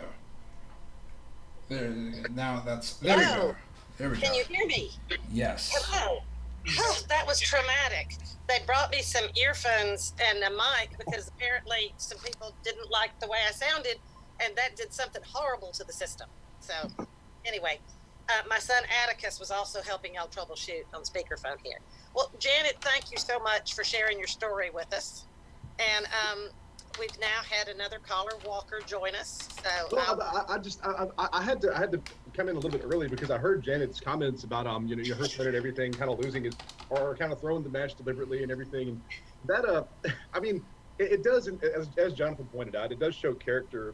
These kind of things. Obviously he has a good heart and all that kind of stuff. But my personal story with DeSoto County Chess is never having that kind of opportunity. I never got to kind of throw any games or anything like that. As a matter of fact, every time the county tournaments, I would frequently go undefeated, and I never was given the first place. Like all the no, you were. That's why in this little setup, I announced you as the most famous second place person of all time. See, you're giving me too much credit. But Janet, what I thought Walker was going to say is in the teaching world, we call that purposeful underachievement. Oh, yeah. That's purposeful underachievement has its place in character development, as Jonathan, I missed all that. But then there are other times that we don't want our children to purposefully underachieve. But anyway, I'm glad Jonathan remembers that moment, and I'm glad that the whole thing is very positive for him. So it was. And then, hello, Walker. Welcome. Hello. Welcome to the tournament. And would you share some? Obviously, you have lots of memories. Like I can remember you being undefeated in the 4th grade and getting the second place trophy, and me having to explain to you tiebreakers. And then that went on to you being undefeated and getting second place another year on down the line. And like I said, you've had lots of moments where you were like the time your clock dropped. You've had some dramatic moments around the chessboard. So if you would just share some of those now, Greg, chime in because This My is life good. has been a succession of learning the hard way. And what is it? Where's my name here? The second place. All right, so you're giving me too much The credit now most already. famous second place You're DeSoto County giving School me chess far too player. much credit. You're giving me too much credit because the truth is that the tiebreaker almost always gave me third place. I only came in second place once. In fourth grade, sixth grade, 10th grade, and senior year, I got third place. The only time I got second place was in seventh grade. That was the only time the You got tiebreaker. second. I thought you got second place in the fourth grade because I No, no, no, remember no, no. explaining I got the third tiebreaker place. to you. It was Caleb Moore, some kid from Olive Branch, and then I came in third. And I Okay, remember, well, I remember Kayla Moore winning the fourth grade. We were really proud of her. So yes. yeah. But anyway, that's I'm not a big fan of tiebreakers, and I'm also to have had the opportunity that your son had to just you know what, I threw the match. I've already got so many victories and everything like that. Like I much like Jonathan, I am a fierce competitor, and I would not have. It kind of saddens me to know that someone else was in that position and almost didn't appreciate the opportunity they had. It seems like, although again, it does reflect a good heart. It does reflect great character. But at the same time, when you have that kind of opportunity, take it. You know, you gotta seize that kind of opportunity. Walker chiming in from the smash them in the dirt mentality of a lot of chess players. Walker was an accomplished chess player. But Walker, tell us about some of the things that happened along the way that caused you to not win a game or two. That you tell some funny stories. So tell us something. It goes all the way back to third grade and everything. And this is back in the early days of DeSoto County chess and all that kind of stuff back in the 90s. And I was, you know, I was very cocky, very sure of myself as a little kid and all this kind of stuff, as I should have been. I was better than most of the kids in the county. Oh, but, just can you imagine that, Janet? So anyway, go ahead. I was there. It was South Haven versus, I think it was Oak Grove Elementary and all this kind of stuff. And I was 4-0. I was playing, you know, and so I was just like, I was sitting there, and really, my problem was that when you're competing in athletics or anything else, the saying they have is practice how you play, right? You practice in the scenario that you're going to end up playing in. This is true for sports. It's also true for chess. If you really want to, you know, get good at chess, you have to practice in the exact kind of scenario that you're going to confront in the tournament. And that means playing with clocks. And guess what? We didn't play most of the time with clocks. We kind of just, you know, we'd break out the board and we'd start playing and all this kind of stuff. So we get in the tournament and I'm in the fifth round and I've got this kid just dead. He's backed up against a wall. I'm doing that whole queen rook, you know, scissoring and down the board kind of thing. And he's just sitting there. He's like, I just don't know what my next move should be. I'm like, come on, man, come on, you got to go. He's like, no, I just don't think so. And then he's like, tournament director, I think my opponent's clock just dropped. And I'm like, are you kidding me? Like, I let the kid make my clock drop just by being an idiot, you know, by not remembering to press the thing and running out of time. So that was how I lost in third grade. Oh, But I think you were playing up that year too. You were playing on the fourth grade team because South Haven Elementary didn't have enough fourth graders to make a team of 10. So you played up. So possibly so. I don't know, but whatever the case, I definitely should have won that game. But again, it's so sometimes so hard to translate from like the way that most students interact with chess, which is as a casual friendship kind of thing. You know, I also experienced this many years later as a coach, you know, because chess club is in many ways a social interaction. You know, these kids, they're going to break out a board, they're going to play with each other, all these smart little kids, they're going to be doing that. And the skills you learn playing casually against your friends don't necessarily translate super well into tournament play, right? As I pointed out, they're not always going to play with the clock. They're going to be, you know, goofing around and giving each other wet willies and whatnot, like little kids do. That you can't do that in a tournament. You kind of gotta compose yourself and comport yourself in such a way that the tournament demands. So that's several times what has been my experience with this kind of thing. But now of course people like Jonathan, he was the most locally renowned player when I was coming up. There was he and Harrison Smith, they were kind of the ones who were, you know, a pedestal above all the rest of us. Then there was a bunch of, you know, local players like me and, you know, some other kids from other schools and whatnot who competed for you know, county tournaments. And every now and then we'd go up to places like the Jewish Community Center and play in these like, you know, local tournaments. And that's when, you know, it seems like every time it was Jonathan Beatty or Harrison Smith or one of the two who were up at the top of all that. So those kind of people, they were probably taking it very seriously. But as far as the rest of us go, you know, the ordinary kind of, you know, lowly elementary school chess players as I was at the time, you kind of lose something in the translation between the practice and the tournament, right? So that's what Well, what you I can. You can. You know, Walker, I had forgotten that you did coach a team, and you've won. Did your team win state that year that you took them to state? absolutely. Yeah, they did win that. You did that. They beat Dr. Bewlingson's team. Is that the Beat guy them. who they made that documentary about from Yes. wherever it is? Okay, Yes. Fine gentleman. Yes. I'm sure he is, but they didn't make a documentary out of our team. We went out there. But y'all did beat Dr. Bewlingson's team Yeah, we that year. beat Dr. I forgot about that. Thank you for doing that. We appreciate that. Whatever the case. Donating that time to the cause.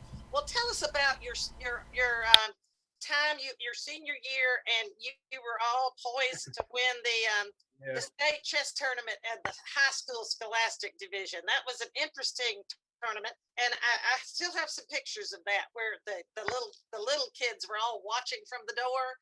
It was certainly a difficult moment for a coach to sit through, but I've got a picture where all the tournament directors are kind of gathered around our table. I don't have the one where the kids are watching from the door. If you could send me that, I'd appreciate it. But this was my senior year, and really for the last couple of years before my senior year, I had kind of been not as into chess. Like, I don't know, I played some in ninth grade, but then I don't know, I started getting into football and doing some other stuff, and I wasn't really all that into chess for my sophomore and junior year in high school.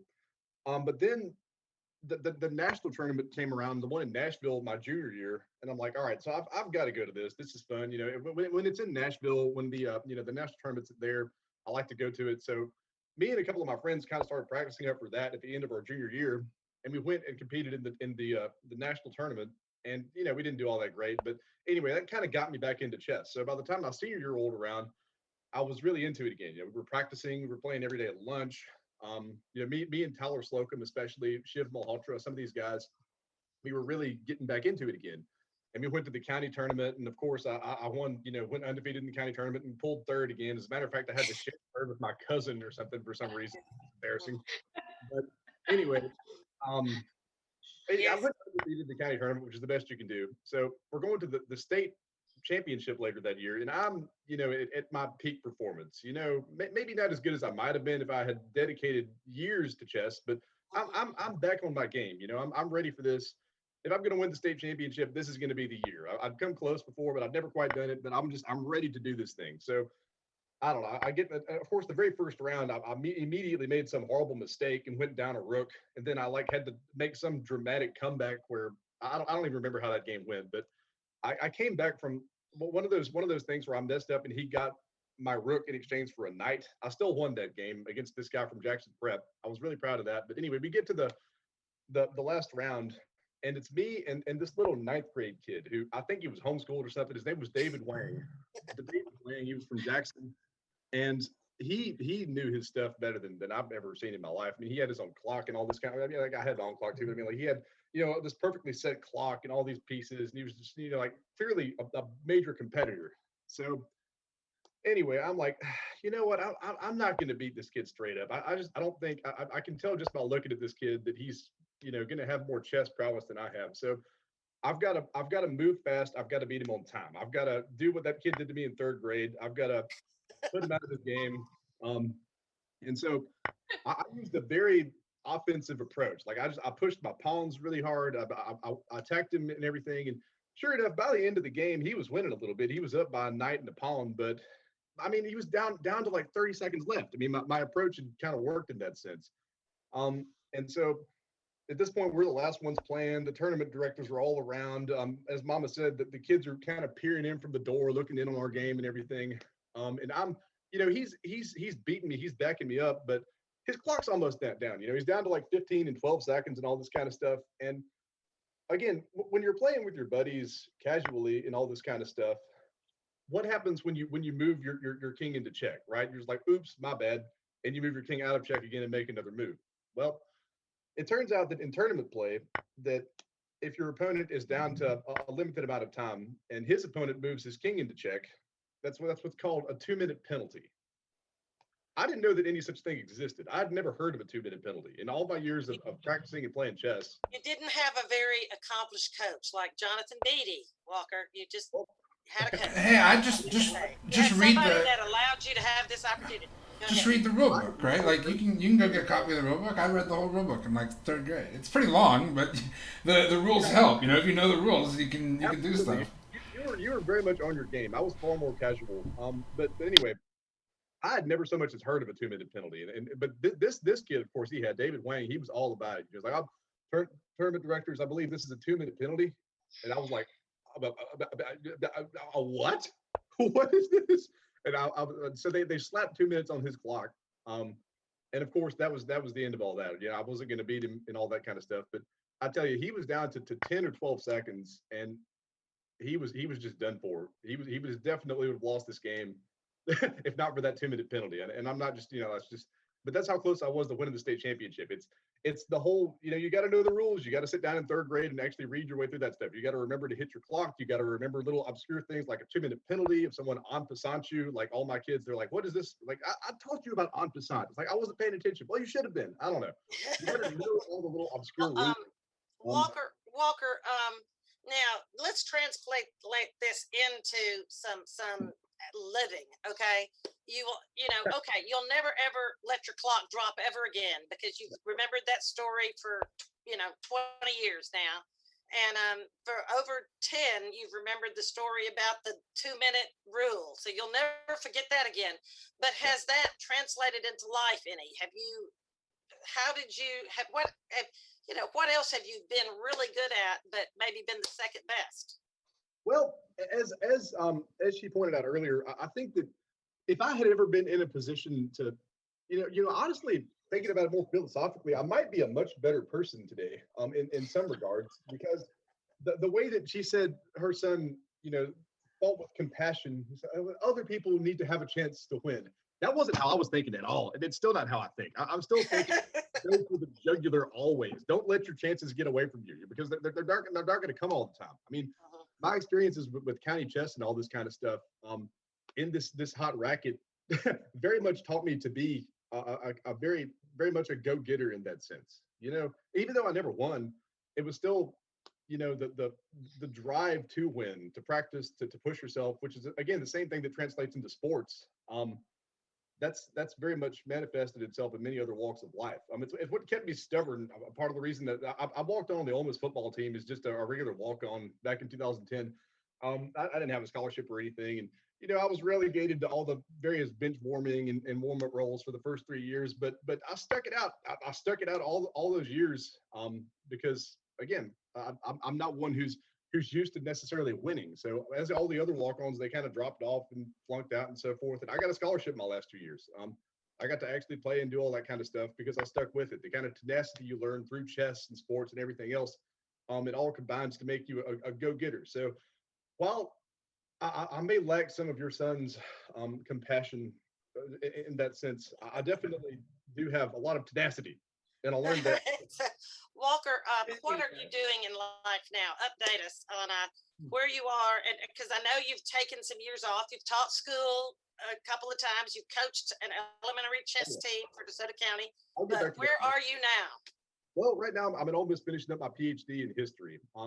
As she pointed out, I didn't get straight into that, but eventually I went back and I got my master's. And now I'm back.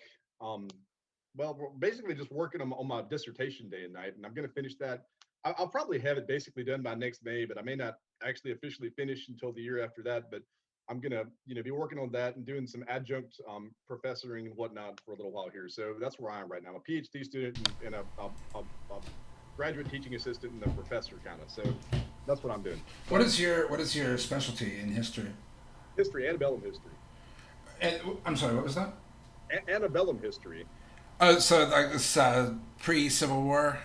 Yeah. Exactly. Yeah, that sounds really. It's really. I'm more of a European Roman military history kind of person. But by history too. The best of it. You know who Paul Morphy is? I'm sure you do. I do. Yeah. Yeah, the Louisiana guy. He actually comes into some of the stuff I studied. So that kind of thing. He actually works. Paul Morphy was part of PGT Beauregard's like advisement camp during the Civil War. So the best American chess player was advising PGT Beauregard in strategy during the Civil War, which I thought was always interesting. All right. I mean, Morphy passed the bar at 18 in Louisiana Yeah. after memorizing the entire state legal code, but Yeah. you couldn't actually be a lawyer in Louisiana until you were 21. So he just took a couple of years off to become the best chess player in the world and beat every chess player in Europe, and then got bored of it and he quit playing chess because everyone was bad compared to him. I mean, that's the story. Yeah. So That's Johnny's. Everybody was bad, so we got to play. But anyway, it's interesting to hear all these stories. I've been with this one event for about 25 years, and Jonathan, where your father and you, we have a lot of. We over the years we've had lots of strong players, but we've had a whole lot more weak players. But we are starting a tradition that passes it forward, because Janet, don't you think your grandchildren will know how to play chess? Because Johnny and is it Julia? Yes, yes. Because Johnny and Julia know how to play, and even Julia wasn't that passionate about it. But don't you think she's going to make sure her children know how to play? I do think she will. And to Johnny, this is a game he just really enjoys and likes to play. So it's to us it was a foreign thing, but to him it's a casual everyday thing that's fun to do with friends. And so yes, I think they'll both pass it on. Isn't that great? And that's more, I come at it from the teacher's perspective, from this is a way to teach leadership, this is a way to admire tenacity in a student, and certainly you always admire skill of those that win. But you know, I've always liked to teach so many things over the chessboard, that students don't have other opportunities to teach. But it's also a pass it forward thing. You're impacting future generations. And now there are lots of DeSoto Countyans that play chess. Some of them play very well, like Greg, and Mike Stewart and Mr. Bolheis, and a whole younger crop here. But most of them play and can appreciate those that do play well, where 20 years ago, nobody played. No. Very small. That is really true. And it's great to have that recognition for the program, for those people, you know, to feel they're part of something that, you know, and really belong to something and part of something important. Yeah. So, and for some kids, this is making the chess team. One parent told me it's like the all-stars for nerds, which I don't know that Jonathan and Walker were nerds, and Johnny was not a nerd, but you know what I'm talking about. Make a county chess team for your school. I don't know what you're talking about. I'm the captain of the chess team. I did competitive math. I read history books for fun. I mean, no, I would be lying if I wasn't. But you're not necessarily the nerd guy. But there were nerds on your team, and those kids, that's their team. That is their opportunity to have a team experience. And a lot of kids are not going to carry the football, or, you know, Walker's was a defensive player and he could run and follow people. But a lot of people don't have those gifts. But if they're smart enough and sharp enough to make the chess team, then that's their community, and it is a great peer group to grow up with, as Johnny will show, and as Walker did too. Good point. Walker, go ahead. First off, I find it funny that I've played college football and everything. I've been all district and second team all state and all this stuff. And the way that she still characterizes football and what I did as a defensive player is just running after people and falling on them. That's her take on football, as it has always been. Second point, being a nerd or a geek, that's not quite the same pejorative term that it was in your generation, I don't think. I think that if anything, I don't know, shows like The Big Bang Theory and stuff, that they've kind of made this kind of nerdy culture a little more mainstream in the social acceptance sense. So though people are still perceived as weird and whatnot, I don't think that that's quite as big of a negative as it might have been in generations past. So, and that's a good thing. It's good to be weird sometimes. I mean, but we're talking about everybody else. Being common is not a compliment. We're talking about an era where computers cost thousands of dollars, and if you were some computer nerd, that was just something that you did. But now computer nerds literally just run the world. I mean, like that dork that doesn't have any other skills, that he controls Amazon and all this other. These people own your life. I mean, there's no way away from that fact. So, all right. Well, Craig, where are we as far as the tournament is now? We're round 4, closing up. Yep. Yeah, the player I thought would win ended up losing. I mean, Oh, he had a clear advantage out of the opening and didn't castle and got his king and queen forked, and then it all Yep. went downhill from there. I mean, you have to castle. Crashed and burned.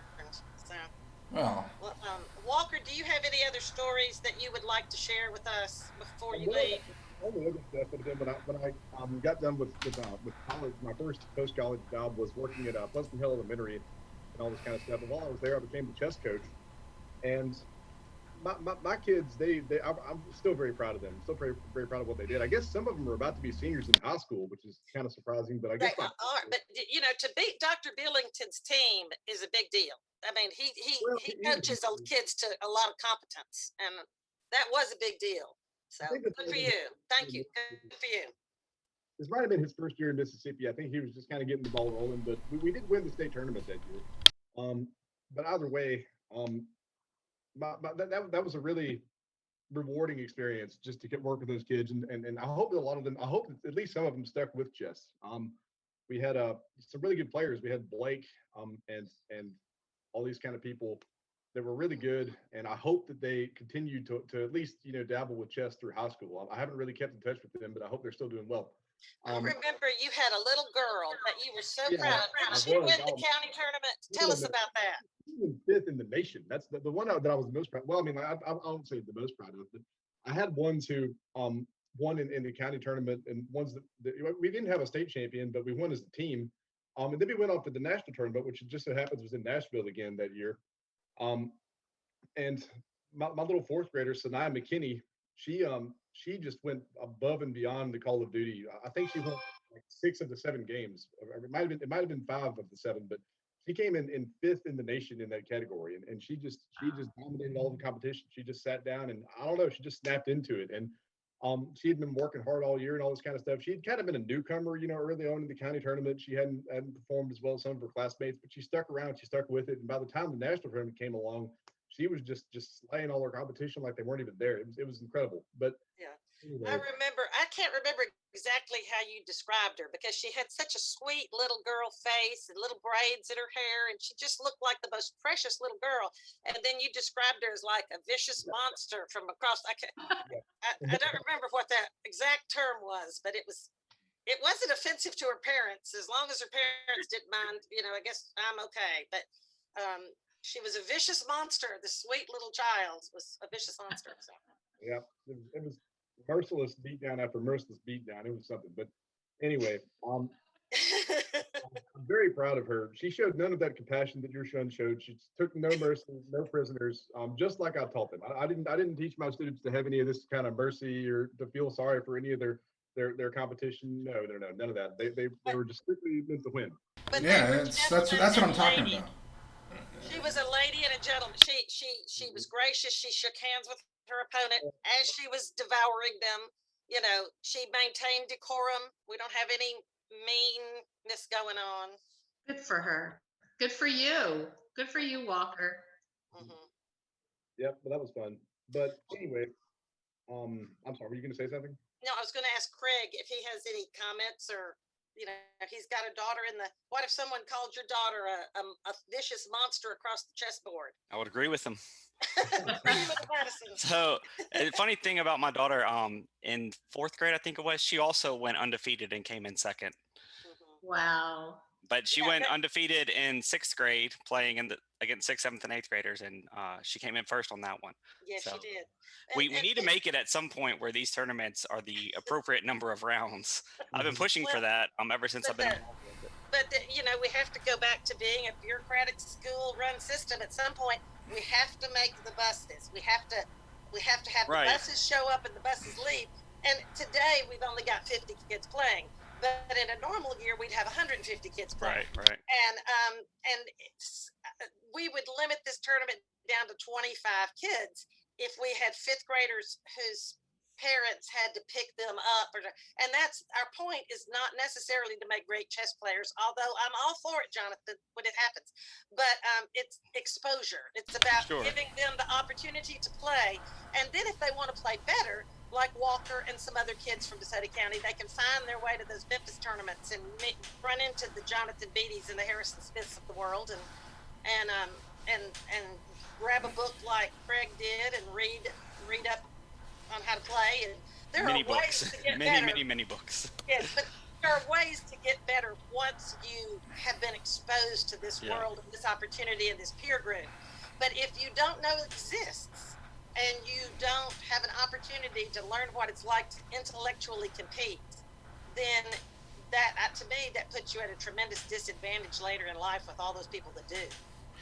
I think that it's really common for people who aren't really chess players to think, being able to play and all that is laudable, and then going on to understand the principles and being able to play more or less a competent game is sort of an extra step.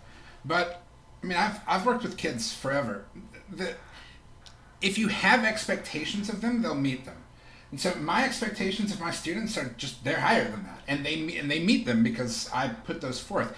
If I was just like, well, we just want to hang out and have fun and have a good time, then all of my kids would not be good. But I'm very clear. It's like I start with, these are the principles: control the center, develop your pieces, and castle. And some of the players in this tournament have an idea of what they're doing. Of course, they can all make legal moves, but they have some idea of what's going on. But if they spent maybe 2 hours at most watching videos about basic chess principles, it would immediately improve their game dramatically. Like spend 20 minutes learning the king and queen checkmate. You'll remember it forever. If you know the king and queen checkmate, you can win games. I've watched 6 or 7 different games here end with, I don't know how to do this checkmate, so it's a draw. It only takes 20 minutes to learn it, and now you can win all of those games. But don't you think that some kids figure it out intuitively? I don't. I don't. I know I grew up playing chess, and no one ever specially taught me, and that's something I figured out. I mean, sure, you can take forever. What was that? Sometimes you figure it out by making the mistake, but by then it's too late, right? Like some of these kids who are playing this, they're down to like, a rook and a king, and they can only pull a draw out of that. Those kids might learn from that and be like, okay, if I find myself in this position again, it's never going to happen. Now, as Jonathan said, they shouldn't have been in that position, right? Maybe they could have been taught, how to do the king rook checkmate, with more efficiency. But a lot of the mistakes I made, the mistakes are the most teachable moments. These are the things that stick with you sometimes more than your victories. So, what are these kids in 5th grade? If you've got to go and make some mistakes and lose some rounds, this is the time to do it. This is the time to imprint those mistakes in your head and build on those in years to come. So. Well, that's certainly the case, right? But every mistake that you make is a learning experience. But there are mistakes that we don't have to make, because it only takes 15 minutes to learn how to do these things the correct way the first time. The mama and the school teacher sign is, you don't have to eat dirt to know it doesn't taste good. And so you can, you have to lose every game to know that you don't want to lose these games. But I also know that Walker's a classic example of somebody that has come in second many, many times, and it's still been of great benefit to him. He would have loved to have beaten you, I'm sure, Jonathan, when you were in the 5th grade and he was in the 4th or something. But it didn't happen.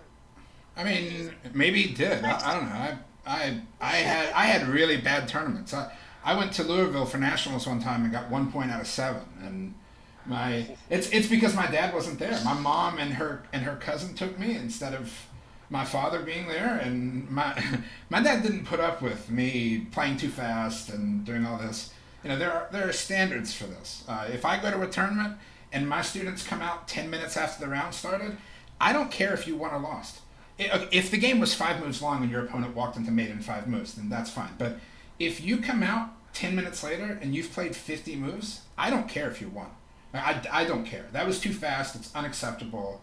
I mean, and I'm, there are standards for these things, and it's a lot of people, especially amateurs, players, parents who don't know how to play. They're just interested in their kid having a good time. But I had a great time.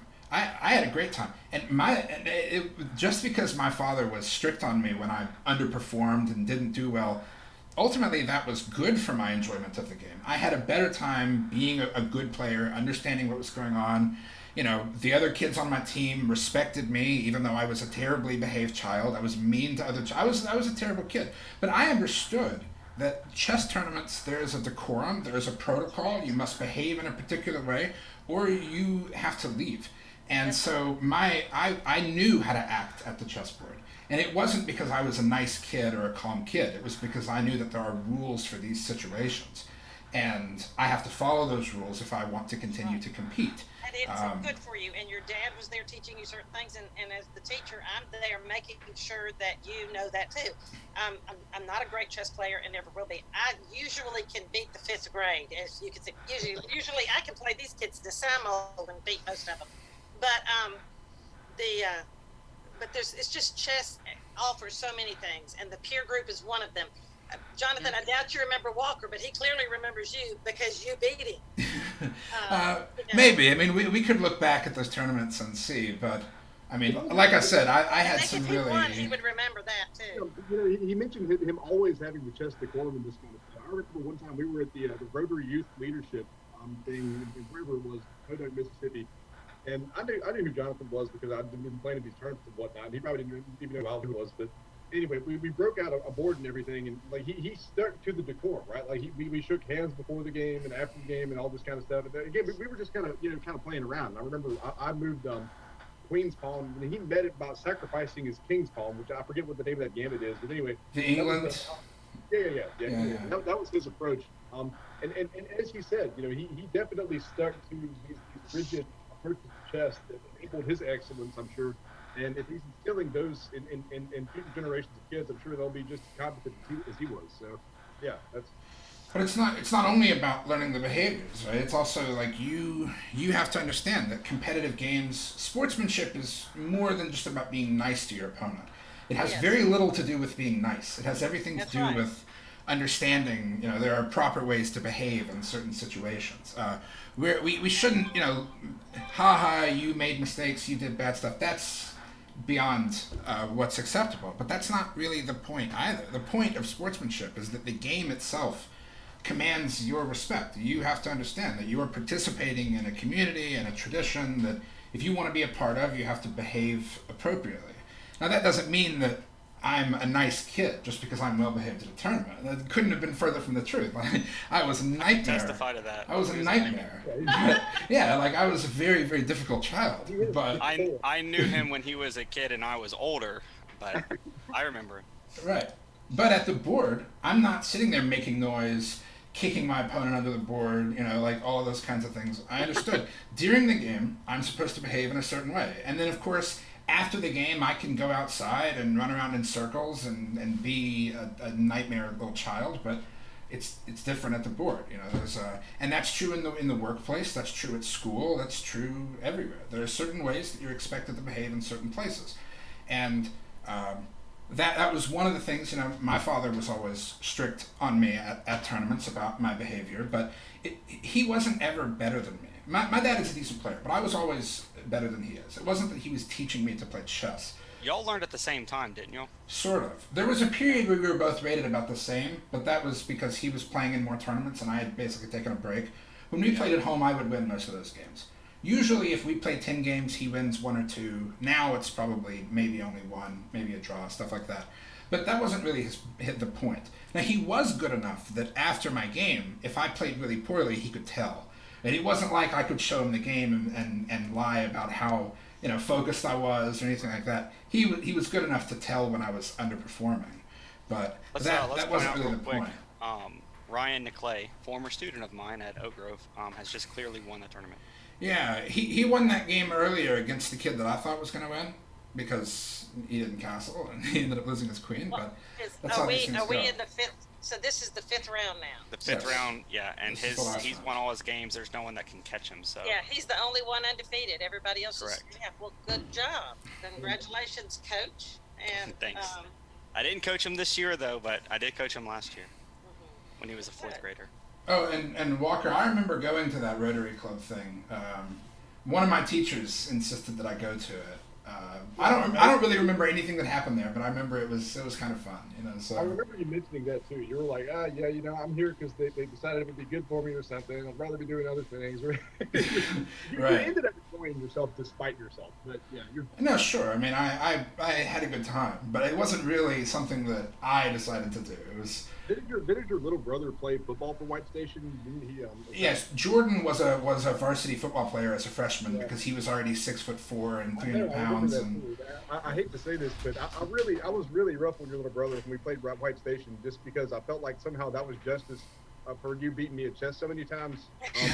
But, I remember, well, he was a just- giant. just- I mean, now he was 6 foot in was a 7th bigger grade, boy. and he was 6'4" as a freshman. So he made the varsity team the first year. Absolutely. He's also a tackle. He didn't have lateral footwork yet, so No. I'm sure he got a lot better. But Well, he actually tore his ACL 3 times as a junior and had to pull out. So, yeah, he could have done college football and stuff, but he just kept tearing his ACL. He tore the same one 3 times, Oh my. and then he quit. He was like, the third time he was just walking across the schoolyard and stepped wrong and it tore, and he was like, no, I can't take this anymore. So he hasn't played sports since, but that's just how it goes. But. Yeah, so Well, all of us were really competitive. I played rugby for a year. Jordan played football forever. My other brother played baseball forever. I mean, competition is the point, right? But it's not about like, oh, I've got to win, or it's nothing else. It's if you have that competitive drive, you just get better, and then you win. Yes. Winning is not the goal. Winning is the result Getting of better getting is the better goal. at the game, right? That's a good. I've not used. After many years of teaching school, I have lots of little colloquialisms, but I've got to come up with one for that. That was What's- real good. It's No, just but I like, mean, like your in desire chess- to win does nothing, right? Like everyone chess- wants to win. I don't really care to play people that I can just beat easily. I don't. It's no fun. I absolutely love to play people that I can never beat. That's fun for me because me getting completely demolished over the chessboard is great. Like I'm in awe at what they can do and how much further they can see or what patterns they've come to recognize. And so I can learn from that, and it's the joy of learning. It's getting better that drives me. It's not the win. Winning is nice every now and then, but I mean, if you just won all your games, it'd be pretty boring. As far as I remember, Craig, all of my games against you have been difficult. I mean, you create complicated positions. That But makes you it's- feel better, though. It's how it goes. Like Yep. it's you use too much time trying Yeah, to force I'm an issue it, with and then the time, Yep. and then or something else, and it's always something. But I never just have an easy time. I mean, I've never just rolled you over. It's not No. that simple. So. Let me mention just to Craig too, and for those teachers that are out there tuned in, this year, because it's virtual, we'll give the trophies after the fact. And Craig and my wonderful assistant Sherry, who helped us get things started this morning, and I'm sure I'll watch and all of what they do, but they'll come up with the winners, individual and team, and we'll be able to engrave the trophies this year with the student's name on it and the coach's name. But you'll get them in about 10 days. So, just yeah. So anyway, I want to say real quick before I go. I have to go here in a second, but circling back around to what you said at the beginning, I'm a little bit conflicted about where to take that. As she said, her child showed mercy and all this kind of stuff. And so part of me says, all right, well, maybe if you ever reach some amazing heights, through your experience and preparation, that you can, in fact, at that point, show mercy. Then another part of me says, well, how high can you reach? I mean, is there ever a point where you should be satisfied to the point that you can just bestow mercy upon everyone, or should you always be pressing yourself No. to become? No, absolutely not. You should read the book Playing to Win by David Serlin. He's a competitive Street Fighter player, and one of the analogies that he gives is like, if I'm playing Street Fighter in an arcade and some 7-year-old girl wants to come up and play on the same cabinet, am I obligated to go easy on her or anything like that, like to preserve her feelings? And the answer is no. My responsibility is to crush her as quickly as possible so that the people who actually deserve to play me can take her spot. And she I can totally learn from disagree that. with that. She can learn that when I was a kid, I would have to play games against chess players who were much better than me. I was great for an 8-year-old, but the best 8-year-old gets demolished by some expert or master. And the faster and more effectively they took me apart, the more of a glimpse I got at how high the ceiling really was in this game. Because I thought I was a genius, because I could beat all the other kids, and I could beat all the other kids at my school.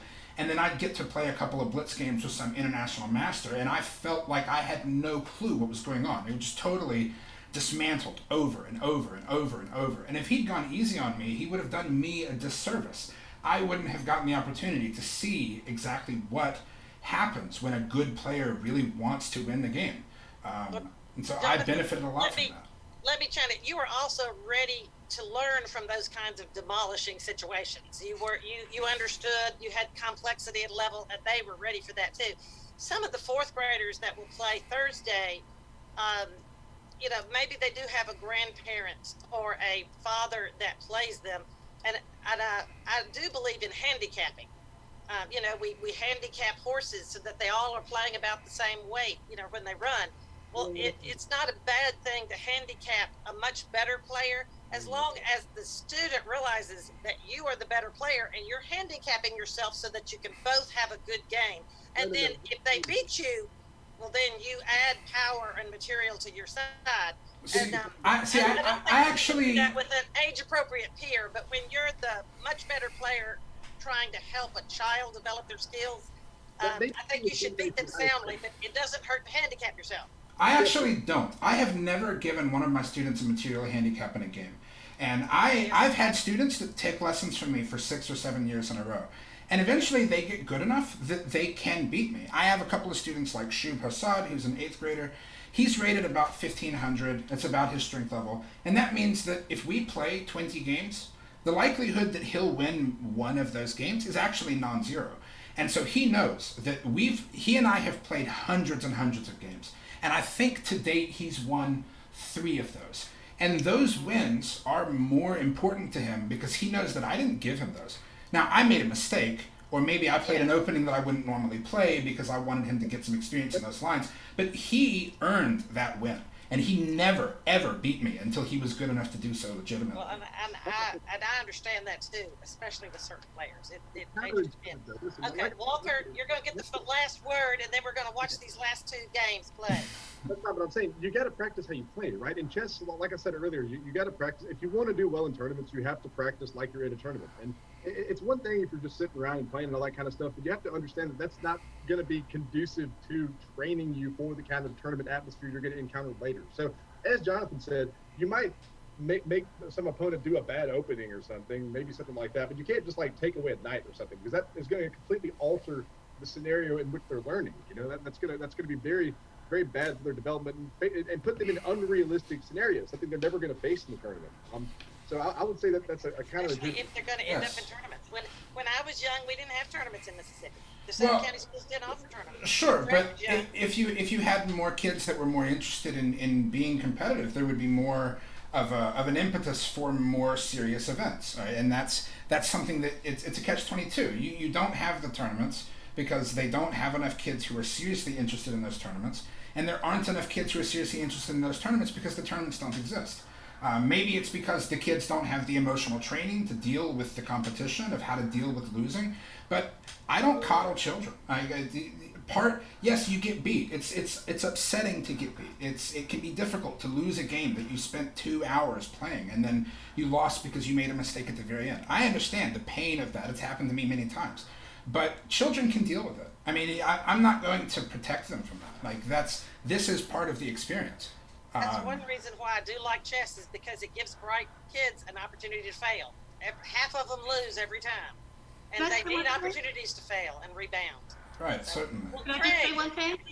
Sure. Janet, did you have something to say? I just wanted to say one thing before I left. I just wanted to thank everybody for including me in this conversation. And listen, it's so great to see the passion alive and well in DeSoto County and bringing chess to all these kids and families, and it's just wonderful to see everything still going and so wonderful. And I missed all of you in DeSoto County there, and wish you all well. You haven't changed a bit, Janet. Thank you for your call in too. And I knew you have a lot to add. Thank you so much. Thank you. Thanks all you guys. Bye, Walter. Bye. Take care. And Craig, well, you want to take over now and say we have finished this tournament? Yes, we have. Now the official results are not as they're shown on screen. They might be, but they might not be. We have to go through and look at how the teams performed and everything. So there's still some more work that has to be done. The only thing I can say is that there is a clear winner, and that's Ryan Niclay, since he went completely undefeated and was the only one to do so. That's right. And I can see with if these scores prove accurate, and I think they will, the two students with 4s have tied for second, and I think that's a good place to break the trophies. We may go ahead and just acknowledge a first place winner and 2 second place winners, and then those that did 3.5 did well. But yeah, and that's clear. So the tie breaks is where we'd have to look at things. But first, and then the tie for second is very clear here. So yeah, they did clear. Really well. Yeah, so I just to be pedantic, because I'm that kind of person. This person that got 10th actually also went undefeated. 4 draws, right, but no actual losses. So there is another undefeated player that got 10th place. But I've had tournaments where I got 5 draws out of 5 rounds. Yeah, I mean, I bet you that was his game plan going in, though.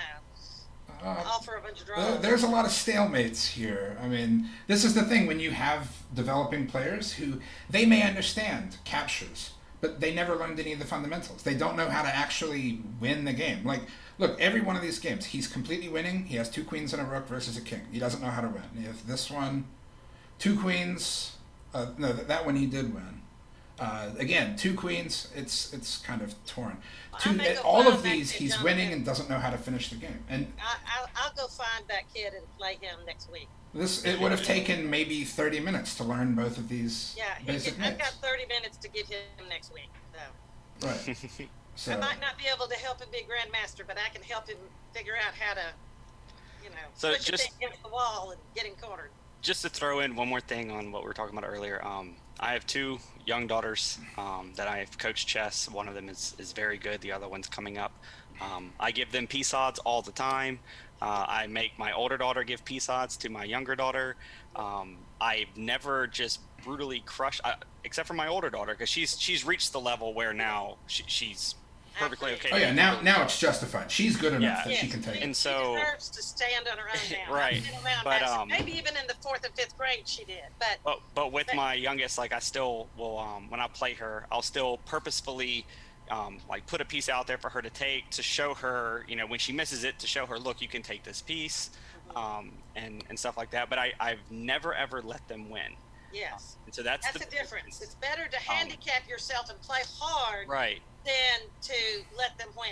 And with my oldest daughter, underachievement is not good. She still hasn't beat me yet. She's come close. She has come close. But there have been times that she won with peace odds, but she doesn't count those as true victories yet because it was an odds game. It wasn't straight up chess. So the day is coming when she'll beat me in straight up chess, and it'll mean so much to her when she does. It will. I'm glad you're enjoying this with your daughters too. My fondest memories are chess with my dad. He taught me how to play, and now I hope a lot of children that learn pass that forward. So. Yep. Part of that, there is of course room for different coaching philosophies, but if you're teaching your own children, then you're doing double duty because you're responsible for the chess and also for the emotion and for the relationship that you have with the child. But with all of my kids, I mean, I don't want to make them upset. That's of course not the goal, but the parent's responsibility is to help them manage their emotions. It's mine as well, but it's not like, if I beat this kid, I'm worried that they're going to be mad at me and they're not going to want to eat dinner with the rest of the family. I mean, when you're doing double duty, it's totally different, right? So no temper tantrums are not that something to be ignored too. But we do have parents and grandparents out there listening. If you've got an ambitious grandchild that would like to get better, I'm sure Jonathan is a man that is local and has chess lessons available. Actually, before we go, I wanted to switch to this other window and show, you guys won't be able to see this because it's on the Twitch stream, but they have 2 different places to play. The Memphis Chess Club is downtown in Memphis. I have the address 195 Madison Avenue. They're open from Wednesday to Sunday from 7 a.m. to 9 p.m. The actual chess events are in the afternoons. You can go on their website and see the event schedule. But there are usually people there who will just play games, especially if you're a beginner. There are lots of other beginners that are there most of the day. It is a full cafe. They have pizza, sandwiches, and coffee, and everything they make is really good. I mean, it's It's sort of like an upscale Starbucks, only a lot more cool environment. I love it. My sons, who are adults now in their big college, love it, and it's a real token to add that to our community. It makes Yeah. it a more And they have a lot of enriching good place to live. beginner and young player chess stuff on Sundays. They It's a do. great day to go. Yeah, make sure to check the event calendar. They have a lot of stuff for beginners, especially. And of course, that's up in Memphis, so it might be a little bit of a drive. There is also a place in South Haven, the Wise Chess Club. With Dwight Weaver is one of our Memphis players. He's really active down there. They meet on Gitwell Road in South Haven at Slim Chicken's restaurant on Tuesdays from 7 to 10 p.m. So it's a little late for a lot of the kids, right? But you don't have to stay the whole time. You might have to leave a little early. But it's mostly for adults and for teenagers. If you have a child, like a fifth grader or someone who's interested in playing, they're okay with that. But the parent and the guardian must be there the whole time. So you can't just drop them off, right? Now, if your kid's 15 and you want to drop them off, then a lot of the time that's okay. That's But different. And with then, of kids, course, they have to stay. when Jeff Bullheis is doing this, he has off seasons, but his community services, he has a chess night at McAllister's in Olive Branch once a week, and he'll have a lot of low-level players come, and he'll do like one lesson a night, and then just let the kids play. And he does it just as he and Denise helps him, and it's just a community service that they provide, and it's a real gift to the community that they're willing to give that much time to Right. Olive Branch Chess Club. And that's good for the younger kids. So, Yeah. gentlemen, thank you. DeSoto County Schools and the Spotlight Program is indebted to you. You saved the tournament this year, so we can say we've had the tournament every year for at least 25 years. We're not sure how many, but So- at least that many. The fourth grade tournament we're doing on Thursday, is that the last one for you guys for the year? Yes, that's it. No more. We're through Okay. it. And that some of them will have just learned to play. That's a low-level tournament for the most part. There'll be a few people that are great because they're like Madison's little sister. If she shows up, she'll be great when she hits the fourth grade. But a lot of kids are just learning. So Can and yes, kids and below we fourth will- grade play in that tournament? we will email the teachers the winners via email. We'll email them.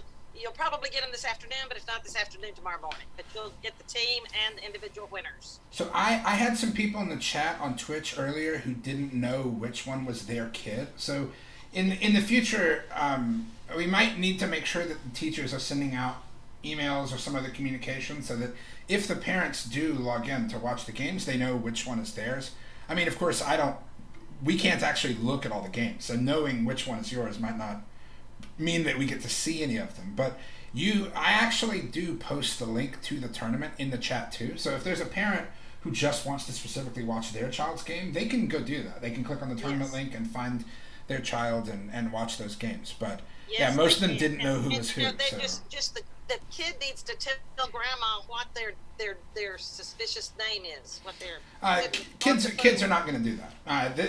This expectation that like the kid is going to make sure the parents know, that's all done with. I mean, like, the grown-ups have to communicate with the other grown-ups. I don't trust Usually- children to keep their parents in the loop on Usually, anything. fourth and fifth graders are still good about it. It's the seventh, eighth, and ninth. It's the older ones that the parents never know anything. So. Right. In fourth grade, usually when we have an in-person tournament, we have more adults there than we have players, and we'll have 180 kids per grade, but we'll have so many parents and grandparents that they don't have enough room to sit down over there. So, but then there's a few less in the fifth grade and a lot less in the sixth grade, and then the high school, the parents sometimes don't know the kid made the team. So, Right. Oh. gentlemen, thank you so much. Yep, our pleasure. Appreciate you. All right. Thank Yeah. you. No problem. I'll see y'all on Thursday. Thank you. Bye bye. Thanks. Bye bye. Bye.